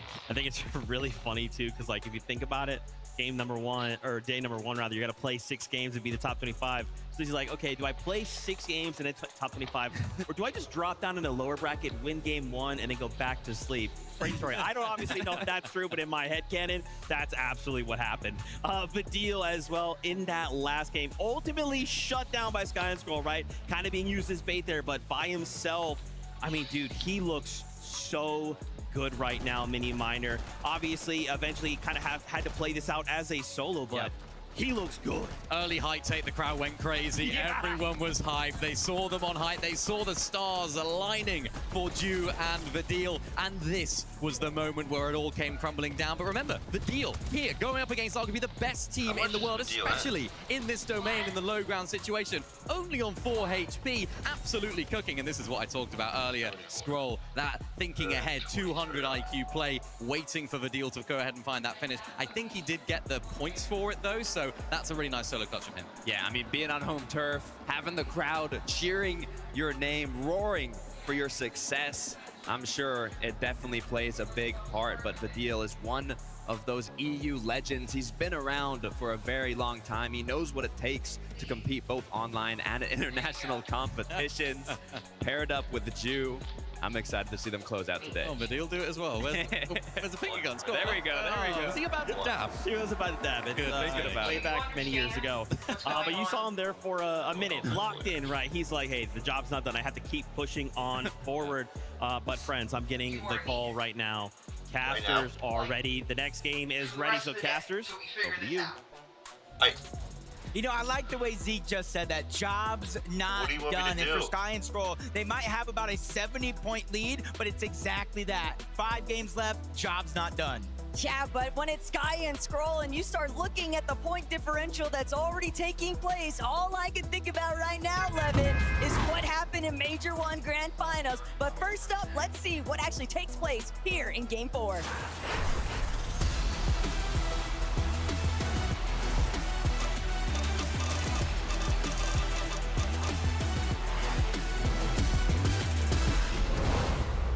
Game 4, the last game before halftime. And if you guys are no strangers to Fortnite competitive, where you're at on the leaderboard means so much. If you're going after first, you might have to have a big game here. If you're settling for that top 15, you just need to remain consistent. Thomas, focused. They know they got lurked on at the start of that last game, and they're just being a little bit more aware. No surprises this time around, or for now at least. We have to see.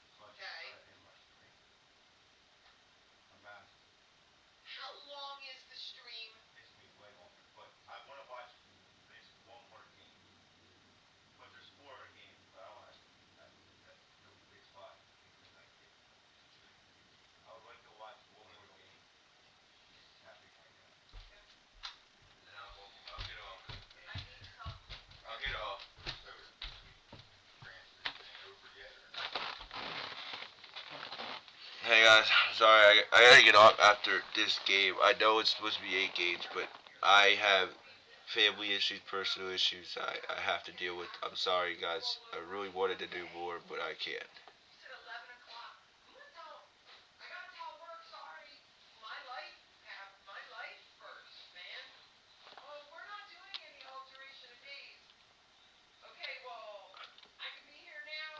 What takes place elsewhere. Looks like these guys might get a game uncontested. Epic Well and Pump. And it looks like the Middle Eastern duo has decided. Oh, well, they don't get landed on, but they do get shot out of the sky, and there will be more shooting out of the sky here as these two duos run it back. That's just the nature of the game when it comes to these drop spots. Sometimes you have to glide in, and Flixie's just trying to go for the chest, gets the Thunder Burst, but not the elimination. 2v1, Tinka and resigns, the strength in numbers, and that was a little bit of a mismatch. Chap went underneath. He left his teammate alone by himself, and sometimes that's the only second you need. Sometimes you just have to give up the sacrifice, though. Flixie fully understanding that they just weren't going to be able to pull this one back. It's better to just have Chap try and play things through. He can look for the reboot later on, but for Hero and Bacchus, they've got to be feeling great about the fact that they might actually get to experience a game. They've been dealing with Epic Whale and Pump, and we can go back to see where things really started to take off for them. Surprise spawning Virgo. That's a bad news Bears moment, but Hero not finished with it. Hero getting both of those eliminations, and honestly, sometimes it takes one switch up of a drop spot to get things rolling in your favor. And already we'll see how they rise up the leaderboards after this one. Triple contested still over towards Sandy's strip. It's Chino and Pablo that find themselves in a close quarters combat situation.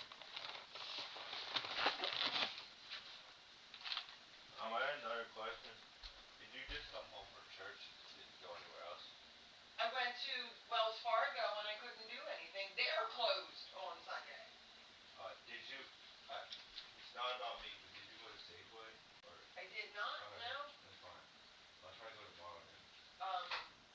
If possible, I'd like to get to BJ's, but I don't know.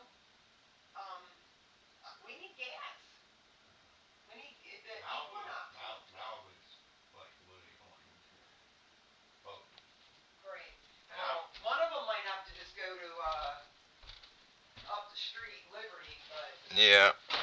Alright. I'll be out soon. In here, Victor V and Kanata on the west side of Sandy. So right now, it's gonna be Fakun by himself, just having to clutch up or just stay alive until he can get his teammate back. This is a dispute that has been taking place since Friday. Pablo and Chino have non-stop been looking to bring down Fukun and Minifio. They nearly succeeded in yesterday's competition, but it just wasn't enough. This time, though, they've settled everything once and for all. So game 4, they'll just have to deal with Victor V and Kanata at Sandy. And that is a balance that I think they are willing to live with, one that I think they can find success with. And so if there's anybody that can give Sky and Scroll a run for their money at the top of the leaderboard, we know it is Pablo and Chino.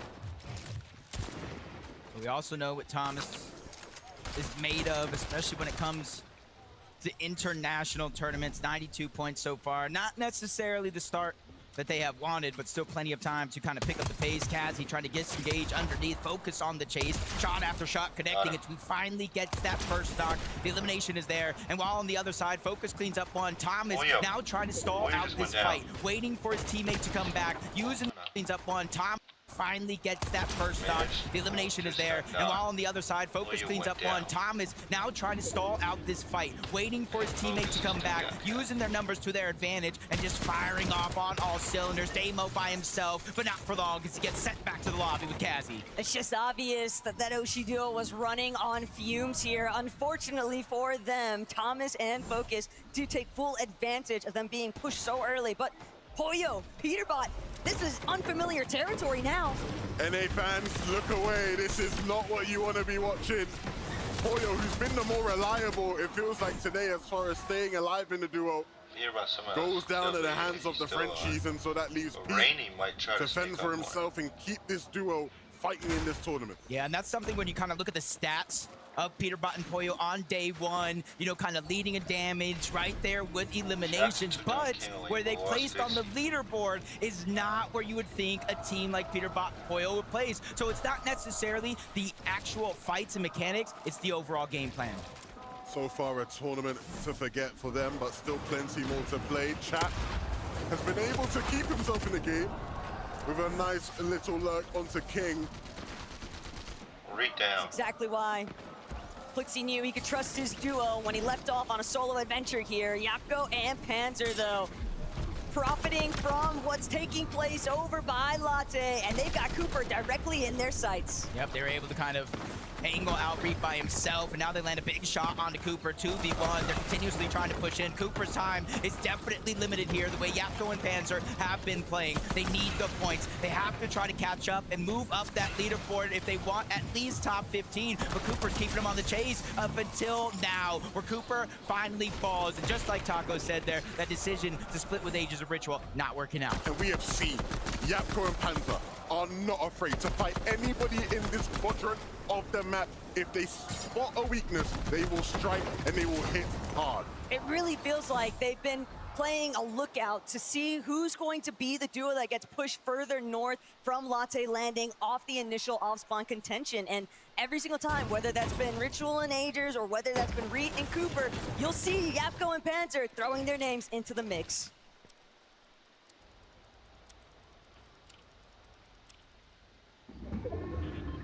As the dust settles, Reason and Noah, we've seen kind of two sides of this coin. Moments where they like to get aggressive, try to find eliminations. And then moments where they play passive, just like this, lurking. We know these teleporters, a lot of teams like to traverse through, avoid all the chaos that goes above and on the island. But sometimes they're trying to make it out of ends up reach. being one of those plays where you run into nobody throughout the course of hiding down there. It looked more like they were set up banking on someone actually taking that ascender directly down to them, obviously hoping that they could get the advantage off the right side peaks, but Cringe and Twy, they'll be the closest to it. Whether or not they actually take the bait, though, that's a story left to be settled. For Shark and Teeny, a game where they will have to prove to everybody watching that they are really here to play. We've seen them win, but after last game's surge disappointments, the question does become, when this team faces a challenge on this stage, can they rise to overcome it? But what really makes things so exciting is that we've seen EU challenge Sky and Scroll before. You can never count yourself as safe, even when the match looks promising, because so many teams like Swizzy and Pixie all just kind of nestling in to these tucked away positions, utilizing every bit of terrain to their advantage. And I think in the case of Swizzy and Pixie, they've almost been counted out by many, many people watching, and understandably when you look at how the year has gone. But that is too much talent to count out. Speaking of talent, Big Cold on the screen, picking Iomzo up. And 4 fields is not the spot you want to be fighting these two. This is their comfort zone. It's also the opposite side of the map from where we would have anticipated Iomzo and Josh to even be at. So clearly, a little bit of a mix-up already taking place. Yeah, and just unfortunate enough, you kind of saw the no knock. It was straight elimination. Josh probably out of the game already as we tune into Peterbot. Nalu and Rainy, just like Josh and Iomzo for that matter, just kind of landing where they want each and every game, trying to go ahead and lurk and catch a team off guard while they're going for their loop path. But Peterbot's been a solo for so long in this situation. There's been too many teams inside Squibbly and outside as well, so there's really been no chance for him to get that reboot. But part of the problem for Peterbot is that taking that aggressive fight, that early motion up against Skyjump and Mumsy, and it not netting anything for them, it just left Squibbly up for grabs.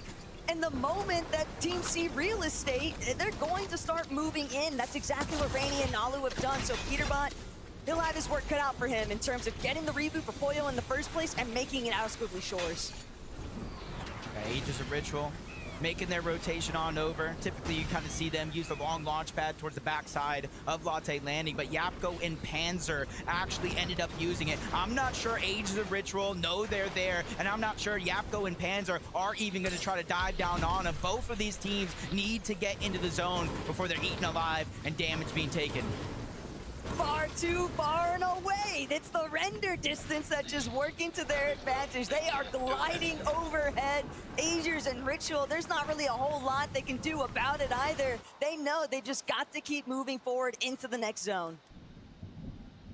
Uh-oh. Pump, don't see Epic Well anywhere in sight. And this is a situation that might make you a little nervous if you're Epic Well and Pump. You've been performing decently well throughout the course of the day. Almost in contention of one of those global championship spots. But then you run into Vico and Malabuka, and in the distance, there's a shark in the water. Him and Teeny lurking like we know they can. They go ahead and let at least one of those teams escape. So I'm wondering, do they know Pump is here, or are they just trying to eye that duo of Vico, Malabuka? They're returning back. They want to fight. They know this is a chance that it could be Shark and Teeny. This is a 2v2 we all want to see, and it's one that will be interfered with. Pump takes Malabuka down, and that just helps Sharkantini, and it gives him a bit more breathing room to stay in this game as well. Not only that, but Pump absolutely stacked right now. The problem is he is just a solo. And for Sharkantini, there's always a bigger fish, and they're willing to make sure that they take out Pump entirely. The ultimate refresh, it's not even one that is a necessity, but they'll steal it anyway.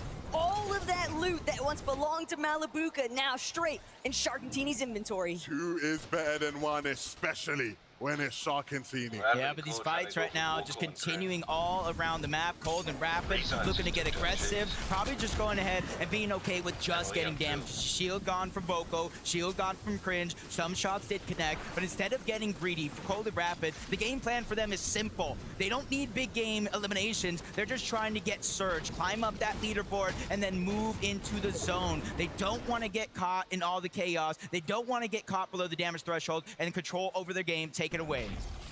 They might not have a choice though. Based off where we last saw Chino and Pablo, they might be able to get some decent tags into Cold and Rapid along the way. But Darm and Deemish, what had been a very promising start of the day, cut a little bit short because of losing some of that momentum off of early eliminations in Game 2. Sharkantini trying to do what they can to shut down some of their EU comrades, but Deemish and Darm never count these guys out. They'll take their time farming it up before they get involved. We're already seeing a couple mythics in play as well. Thomas, the Iron Pump, you saw the Chaos Reloader there.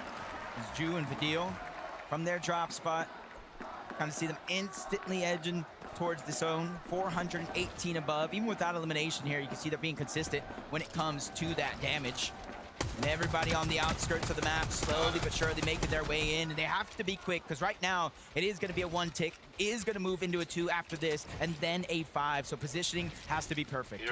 But there's so much else taking place. Peterbot with the comeback. This is exactly what he needed. A single opportunity. Everybody's better than Peterbot until it's time to be better than Peterbot. And QNDX, it looks like he might just find out. And this could be the moment right here, not just for the eliminations in the case of Peterbot, but if he can get Poyo back, they at least have some loot. But again, I said the 5th zone, it moves to a 2 tick. Peterbot can no longer stay over towards Humble Hills. He has to move down towards Riptides, closer and closer towards the zone. But this could be his golden opportunity, just like that one there. QNDX gets caught off guard. Peterbot pounces and gets the elimination, but it wasn't easy. It does turn into a 2v1, and Phantom takes the sacrifice. And this is the Peterbot we want to see, sniffing out opportunities to take advantage of players and striking hard. Can he get Poyo back in the game? If not, can he give us an all-timer Peterbot clutch? Humble Hills right now getting more and more traffic running through. Ari down below. Don't see Cammy anywhere. Nalu and Rainy, they have no choice but to play aggressive here. 147 below the damage threshold, but that first shot is going to slow him down. Deem is coming in. He's going to make it that much harder, but Nalu hits a haymaker on one side, but another one breaks into the box. Now they're scrambling. Back to the lobby they go. Darman Demas, a strength in numbers is real. You hit hard, we hit harder. Darman Demas cannot be toppled right now. The best part of it all, I don't even know if they realized that Ari was still there, but Chap, Flixie, this is what they needed. They bind Poyo off of the reboot, and Peterbot might just go with it. Fortunately, Flixie's down yet again, but Chap has closed it just enough to revive his duo. Now they get an opportunity here. They are getting chunked out by the zone, but look at the extra heals they were able to get. A mending machine not too far by. That was a huge success for Chaplin Flixie in this game, and this is literally what we saw yesterday. Slow start to the day, but slowly but surely ramping up. Doesn't matter though, everything that just took place for Darm and Dimish has steadily fizzled away in moments. It seems so promising. You get the refresh, you get the abilities, but they're just so below on Surge. Just took too much damage in the exchange overall from Rainy and Nalu, and it's apparently left its mark. This is going to be a tough rotation to make. Max Pool, it's not going to be any easier for some of the teams in the zone. But for Dom now, as he makes his journey in, still plenty to do. Curve won't be able to stomach it. Dom might for now, and he does have a pathway to rotate in. What happened to Veno though? I mean, it's rare to see Curve all alone in situations like that. Oh, that's what happened. Panzer happened. You know, you probably wish me look away right there. I really do. Tough. Shockwave into the front of the zone, truly cost him everything, but sometimes you have no other option. But it doesn't matter how much damage, how many eliminations Darm has been able to get so far. He's still 246 below the damage threshold. Who was really going to be Polish's last standing figure, and it's Darm in the end of it. Hari said to Frankie, hey, it's going to be us that come out on top. Darm making him eat his words. Darm and Dimish, their game continues, and it's all in the hands of Darm. You hear the crowd getting wild already in the feed. Vigil taking down Coles, Pablo, Chino, just trying to move their way forward. Dropping a cup for the extra loot that they do have that they don't need to take with them. You can see their material kind of running low here. With 2 eliminations, 440 above the damage threshold. The main thing that is going to take their focus is just rotating from point A to point B, and it's just got so drastic. That is a max pull.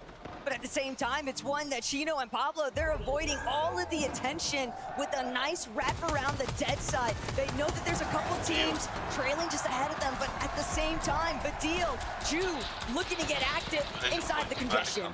The crowd is lighting up with Badil and Ju on their screens. They want to see more Badil magic. And with them being so comfortably above Surge, this is looking and shaping up to be another magical performance. I just can't believe that I'm watching Darm cut across the screen right now. How is he still alive? As a solo, he is doing everything in his power to fight back in this lobby and try to remain in contention for some serious placement points. Shark is weak, just ahead, but he doesn't have the opportunity to open up. And this is a chance right here. Scroll once again by himself, 131 below the damage threshold. With the gap that they've been able to get in this tournament so far, the entirety of the lobby is looking at them, hoping they go down. But Scroll obviously making plays already from 140 plus down to 87. He doesn't look like he's getting nervous. Ju either. They're immediately getting focused, forced to back up. 171. He just needs to survive this, and that's going to be step one. But it's more than one team. It's more than one player. They're all focusing in his direction. The entire lobby is staring him down, and he won't be able to withstand it. But Darm still going. 6 more points have just been collected, and Darm, even with the Surge ticking away at his lifeline here, he's still waiting to see if he can strike first and come out on top. If he finds a singular refresh, that would be everything, because only 3 more players need to go down for the Surge to disappear. Yep, he has multiple med kits. Plenty of time because he didn't get that max pull, but 305, that's a daunting number to look at. So that's why he's just hoping, crossing his fingers, 3 people to go down. Maybe Vico, Malibuca could get one. Kurama moving across. Lucy's going to get dropped. Romero's going to get knocked as well. Plenty of eliminations need to be cleaned up here, but a flank comes in. Teeny surprise. Shark and him try to converge back into that same box, but they still have to rotate forward. But look at how much space they have. They claimed so much of the lower layers, and they're looking to continue building it out. But next, they want to take over the front side. Dom down to bare bones with just 25 HP. He has to make some sort of play happen. If anybody can do it right now, it's got to be him.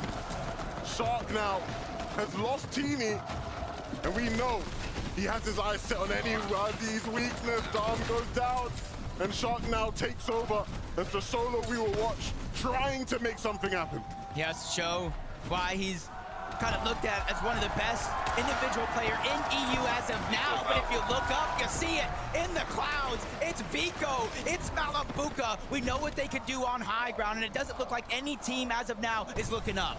It's very often that you'll see them starting to really heat up as the lobbies continue to drag on, but for Scroll, as a solo, just trying to hide from underneath, but Focus is spotted out immediately. Thomas and Focus were trying to surprise contest on the high ground, but they'll be sniffed out immediately. Still, Focus and Thomas managed to make their way up, but they don't have the materials to hold this. Vico, all alone. We've seen him here before. Oh my God. He'll take one with him. He's leaving with something. But the lobby will continue. Thomas and Focus looking to announce themselves now to the world as they sit up on high. I love this play out of them. They want to catch up, but they don't want to wait until it's already over. Swizzy Pixie, same thing could be said for them. 108 points and counting. 2 eliminations. They have Tails, they have Slurp, they have everything that they need, but Scroll is still outlasting everyone into the top 14. If he can go a little bit further, he'll get half of the placement points. He is a major problem for the rest of the lobby.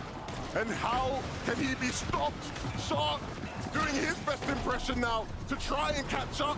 Every single one of these solos making desperation plays. Focus will fall off of height, and that leaves Thomas now alone to deal with the damage. With just 1 build remaining, he has a mountain to climb here, Taco. And the new generation, they're trying to take over. Scroll still going underneath, a little bit out of sight, out of mind, but it's only a brief moment. Akira, Karama, they're the ones that take over frontside low. Scroll, he has to connect. He needs to bring down this next player, but it's Resign's picked off by Pixie instead. And Scroll knows his moments are limited. He's trying to see if he can capitalize. Instead, Akira and Karama finding the limbs. We're into the top 9, half of the placement points, top 8. Another one's gonna go down. Bolts gets that elimination. Karama and Akira, they're trying to dominate that layer, but Scroll is still scrambling around. He is the X Factor. Big shot on a Tyler, but unfortunately he goes down. It's the fact of the matter, though, the damage has been done. If it's not me, it won't be you either. So Akira, Karama, will you find your moment, or will Bolts and Acorn take it all away? Acorn up above, looking down, applying the pressure, giving Bolts the space to get involved if need be. They need to hold on. As the rest of the lobby scurries around below, they will take Darkos down. Minori left, fending for scraps, holding on for dear life. It looks like Acorn and Bolts want the dub here. He is striking them down one by one by one. Acorn and Bolts are in the driver's seat. Minori down below, just a sliver of HP, and it's not gonna last long. Acorn and Bolts and A's home are on top. And all it took was just that singular moment of these two holding down height.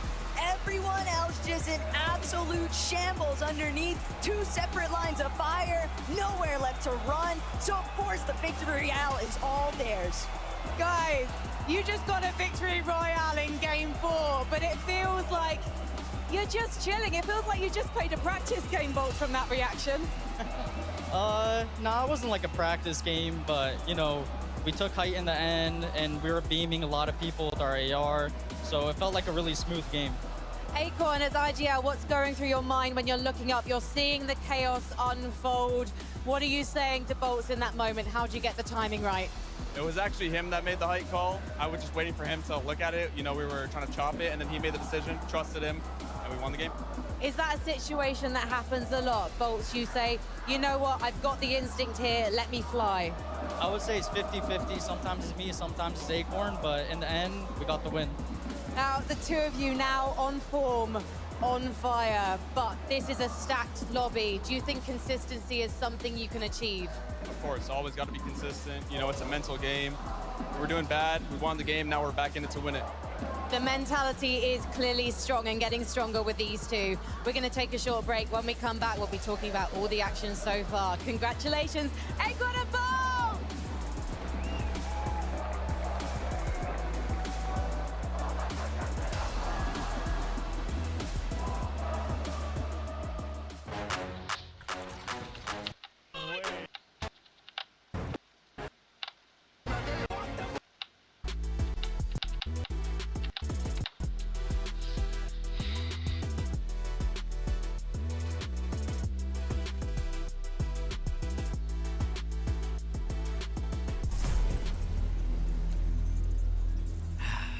Fortnite fam, welcome back to the FNCS Summit. I'm gonna put my NA bias mask back on. NA back on top, baby! That's right, you thought I left NA. Of course not. Me and Vivi were in the back. We were high-fiving, we were jumping for joy. I never left. I would never leave you, NA. Sorry about that. I don't know how that got back on my face there. Unbiased Zeke back. Crazy stuff out of Acorn and Bolts. I'm not going to let you get past that. I've never seen someone switch up so fast so many times. What, EU, NA, EU, NA? I mean, to be fair, it is going back and forth in terms of who's winning these matches, but let's take a look at some of these highlights of Acorn and Bolts. Mini Miner, I know you're a fan of this team. Yeah, absolutely. This is a great team, and a team that we've actually finally seen come alive here in these endgames. Finally getting that big win that we know that they can do, and absolutely huge for this team. They were coined as NA's last hope coming into this weekend, and we've seen already that there are other NA teams that are capable. The way they took height here, classic Acorn and Bolts gameplay, really nicely done right there as well. And we spoke about it earlier on about these zones. They were very, very good when they got favorable zones in upper bracket. This one, not a favorable zone. This is a very south zone, so they're still performing now. They've figured it all out and playing up from height to Carter. It's a great game. Yeah, this is big news. I mean, in terms of expectations, this is one of the duos that has the highest expectations on NA to come out on top. I'm almost surprised that it's taken so long to see them get a match like this, but I'm sure after this, they are going to bump themselves incredibly high up that leaderboard, and it's also, you know, a bit of that confidence boost that they might have needed. I don't know if Acorn could have more confidence. He came out with confidence at the top of the show, right? We had that moment to interview with him. He just said, hey, I'm ready, be ready. It's great to see, obviously, and 8 eliminations as well. Massive out of the duo. Now, let's take a look at the standings. Then, okay. Sky and Scroll still up top. No change from 1 and 2. No change from Sky and Scroll, no change for TD Sharp. But we got Acorn and Bolts, which was in 10th place. Now they're in 3rd place. With a victory round, they have 195 points. Pixie and Swizzy, they had like 70 this game, I think. And they were in 6th, now they're in 4th with 182 points. Cheeto and Pablo, they were in 3rd place. Now they're in 5th place with 168. Big Rico and Malabuca just got taken down from 5th to 6th now with 166. 165 stayed the same. Angels and Ritual very close between 5th, 6th, and 7th. But Angels and Ritual stayed in 7th, 165. Kira and Kurma, they were 13. Now they're back. They're back into 8th because they were in 8th game 2. They're back into game 4, back to 8th, 154. Maya Thomas and Focus, they were in 12th, now they're in 9th, one of 3 places. Shadow and Virgo, they were in 4th, now they're in 10th place, 140. Sky and Scroll, they continue the dominance. This is why so many fans, players, us, were like, yeah, I think these guys are probably a big contender to go ahead and walk away with the win. Obviously, Teeny and Shark right behind, but more on that in a moment because Sky and Scroll, again, we put Scroll in a solo clutch situation, and he delivers. He always delivers in these solo clutch situations. It seems like today has been a day of these big solo clutches, and he needed to make it happen, of course. There was a lot of teams that were up there on the standings that, of course, were down to a solo player. We saw it with Shark also clutching up as a solo. So, I mean, when it comes to Acorn and Bolts, the fact they won that game, really good for them. But for Scroll, if he can keep on making these solo clutches happen, I'm trying to see the other parts of standings that I'm gonna get off high. Sir, these hurt amazing. Good, it looks crazy. Obviously, this being the halfway point, again, I'm just gonna keep saying it, job's not done, right? We still have things that we need to do. Wanted to highlight here, of course, Akira Karama had a bit of a moment from them in this last game. So 8th place, up 5 places, right? So again, it's just gonna take one game to try and rise up the standings, you know, as we start to kind of hit that halfway point though, boys. I'm sure these players are all kind of starting to think the same thing. If I'm up in that top 10, okay, we just got to stay the course. Maybe we could play for first, or we're playing for those 15 fall spots. If we're outside of that many, we're thinking, dude, we have 4 games, which thankfully is 1 extra game. Yes. but still, we need to make something happen. Yeah, and this is something that's really unique to this sort of like LAN format. We're not used to seeing this. It's usually like win, and that's like the main thing that you're playing for. But here, you're playing for that top 15. And for Akira and Kramer, it's really nice to see them actually performing at this level on this stage, because they're a team that have and win it. But we've had together the French the top. Good job. We're having high. Sure what led up to focus. Eyes lit up. I was like, yes, Thomas. You know, not sure what led up to Focus being eliminated. Thomas having then to kind of solo clutch a little bit, but look at this, man. Just seeing him on high ground, it took me all the way back. yeah, I think they got chopped out there, was it Focus, and they went down to fall damage in the end. But Thomas HD clutching up a few extra points right here. I feel like we haven't really seen them too much, although they're on decent points. It hasn't been like an amazing performance from them. Very similar to what we saw when it came down to Major 1 in EU. They were sort of in and around those end games, performing well, but they never had that massive game performance that we spoke. Take this at third place as he today coming high. Incredible. That's tonight.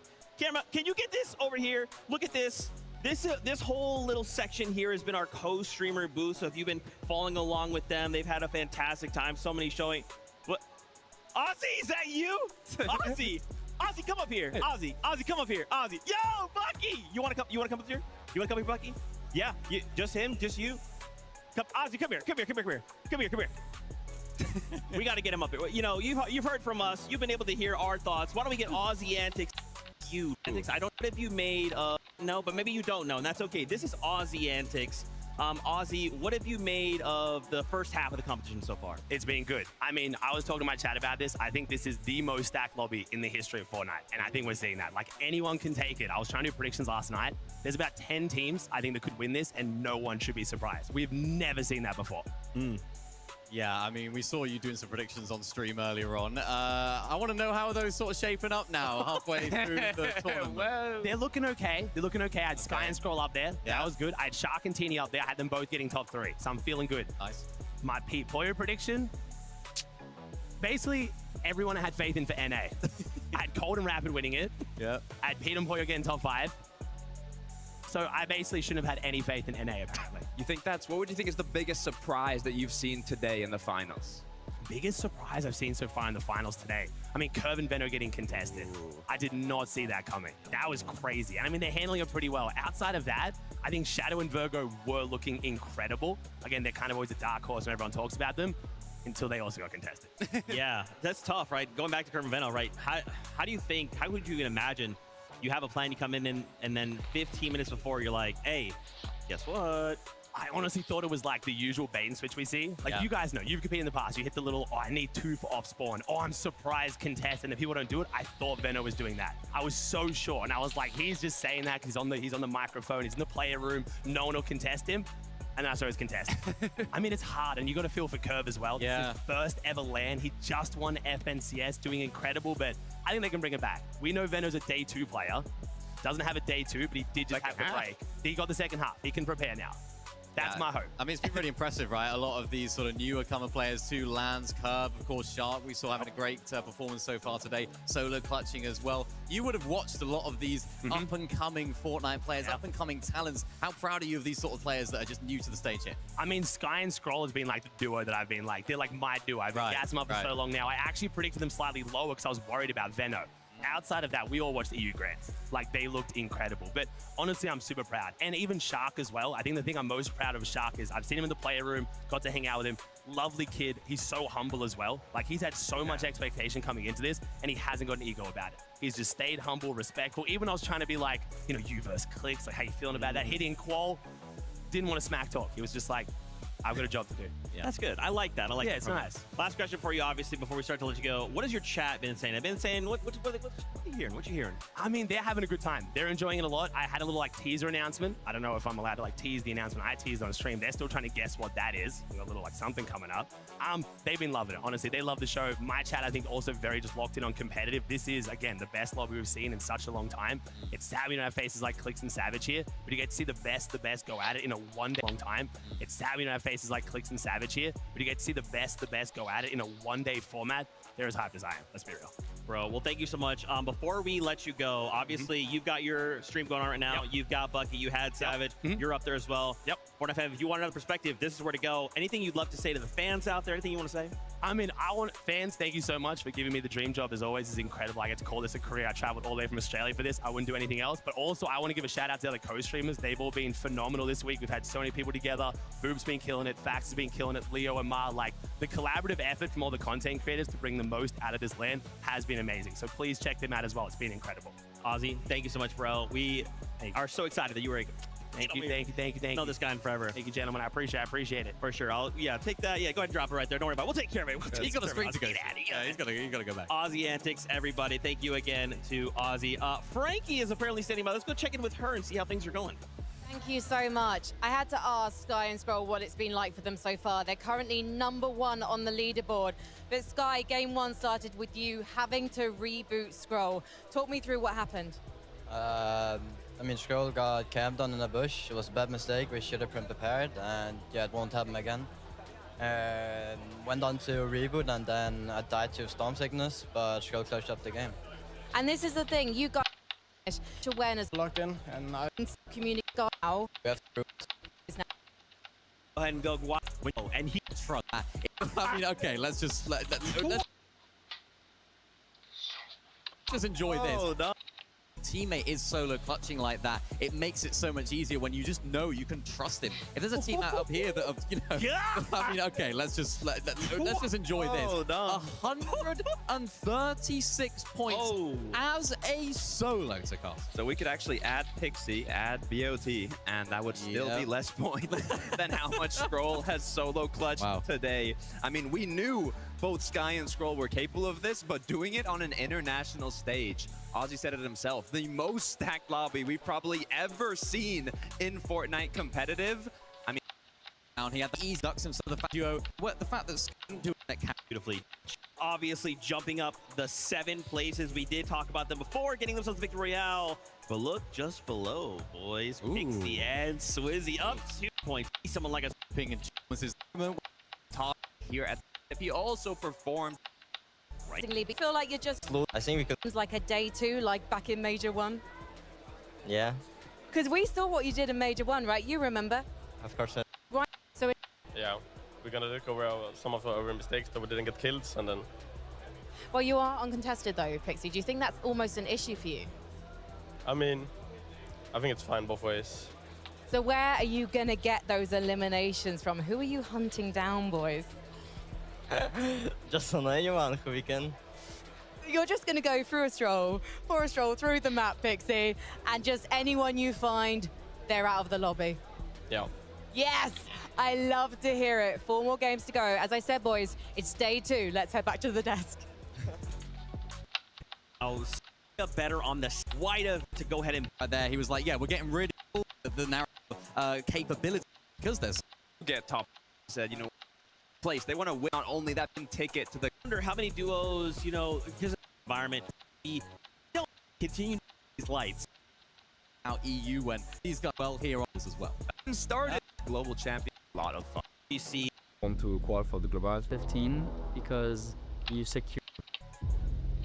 A lot of fun. I don't know nothing about that. Don't ask me. But what I do know is we asked the players about GC and what they have to look forward to. Check this out. Everyone want to qualify for the global. It's the Fortnite event of the years, like every time. It's very important to get top 15 because you secure your LAN spot for the end of the year. Be perfect. Already having the spot secured takes a little bit of pressure off from Major 2 and Major 3. Performing well is gonna change everything. You'll have an easier way of being uncontested, so it's like a snowball effect throughout the whole year. I like the 8 game format.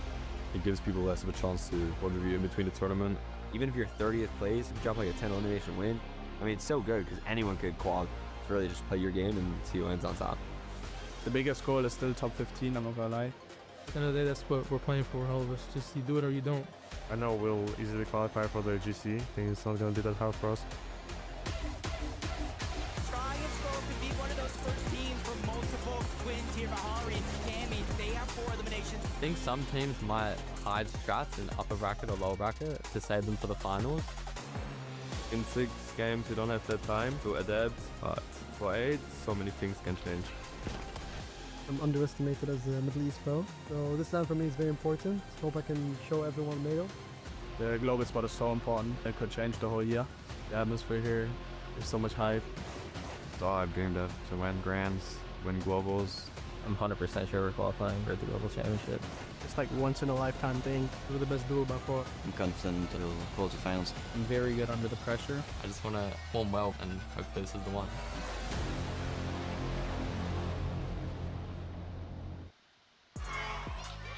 Pretty cool stuff, and you know what else? Return back onto the stage. They're finding their seats. Change. We have a beautiful September 26th and 27th. Pre-registration laid the block. The acts of a fucking beautiful. Do a brand new rank. If you want to hop in and show how good you are at the game, this is how you do it. Unreal Legends, and look at this beautiful. I'm talking beautiful acts of Unreal. I will never have one, and that's okay. I'm okay with that. But dang, this looks clean. You're not a top 500 player? Oh, are you not? No. No. I'm not top 500,000. Oh, goodness me. Well, yeah, you won't be getting it. That's I'm okay right. So with it looks good, though. It does look very good. And I'm very chat as well. That's is where I'm watching so far grind at the end. Forward to, of course, the power rankings. In case you didn't check that out, it's a way for competitive players. It's basically the resume, right? Launches on the 5th. Go check it out. The blog has a ton of information for you. Okay, now we're getting ready. We got to lock back into this competition. All right, let's bring up these standings. Let's start talking about teams who are on the bubble. So remember, we want to hit top 15 if we want. I told you before, Sias is scary. We're in 16th, now they're in 11th, 136 points. Darwin Teamish, they were doing good. They were literally in 9th place. Now they're in 12th place, 122, but they're still in the cusp. They're on the cusp of doing good. Golden and Ozone. They were at the 40th. Now they're in 13th place, 118. If it ended right now, they would have made it. Cold and Rapid. They were in 8th. Now they're in 14th, 116 points. Fwixie and Chap, if it ended right now, would have made it because they just got over Danny Crush and Tiggs. They were in 19th. Chap and Fwixie. Now they're in 15th, 108. Danny Cruz and Tiggs, they were 22nd, now they're 16th with 106 points. Uiwa and Romano, they were in 33rd, now they're in 17th with 100 points. Cammy and Chari, they were literally in 11th, now they're in 18th with 97 points. Zangi and Bluesy were in 15th, now they're in 19th with 94 points. Twy and Cringe were in 14th, now they're in 20th with 92. To qualify, Chat enough. It's like a point here. We something about. Yes, they for make it. Big plays to go for it. And I'm right with you, Takata. I really want to see one of these smaller region teams picking up a victory round, because what a moment that would be for not only everyone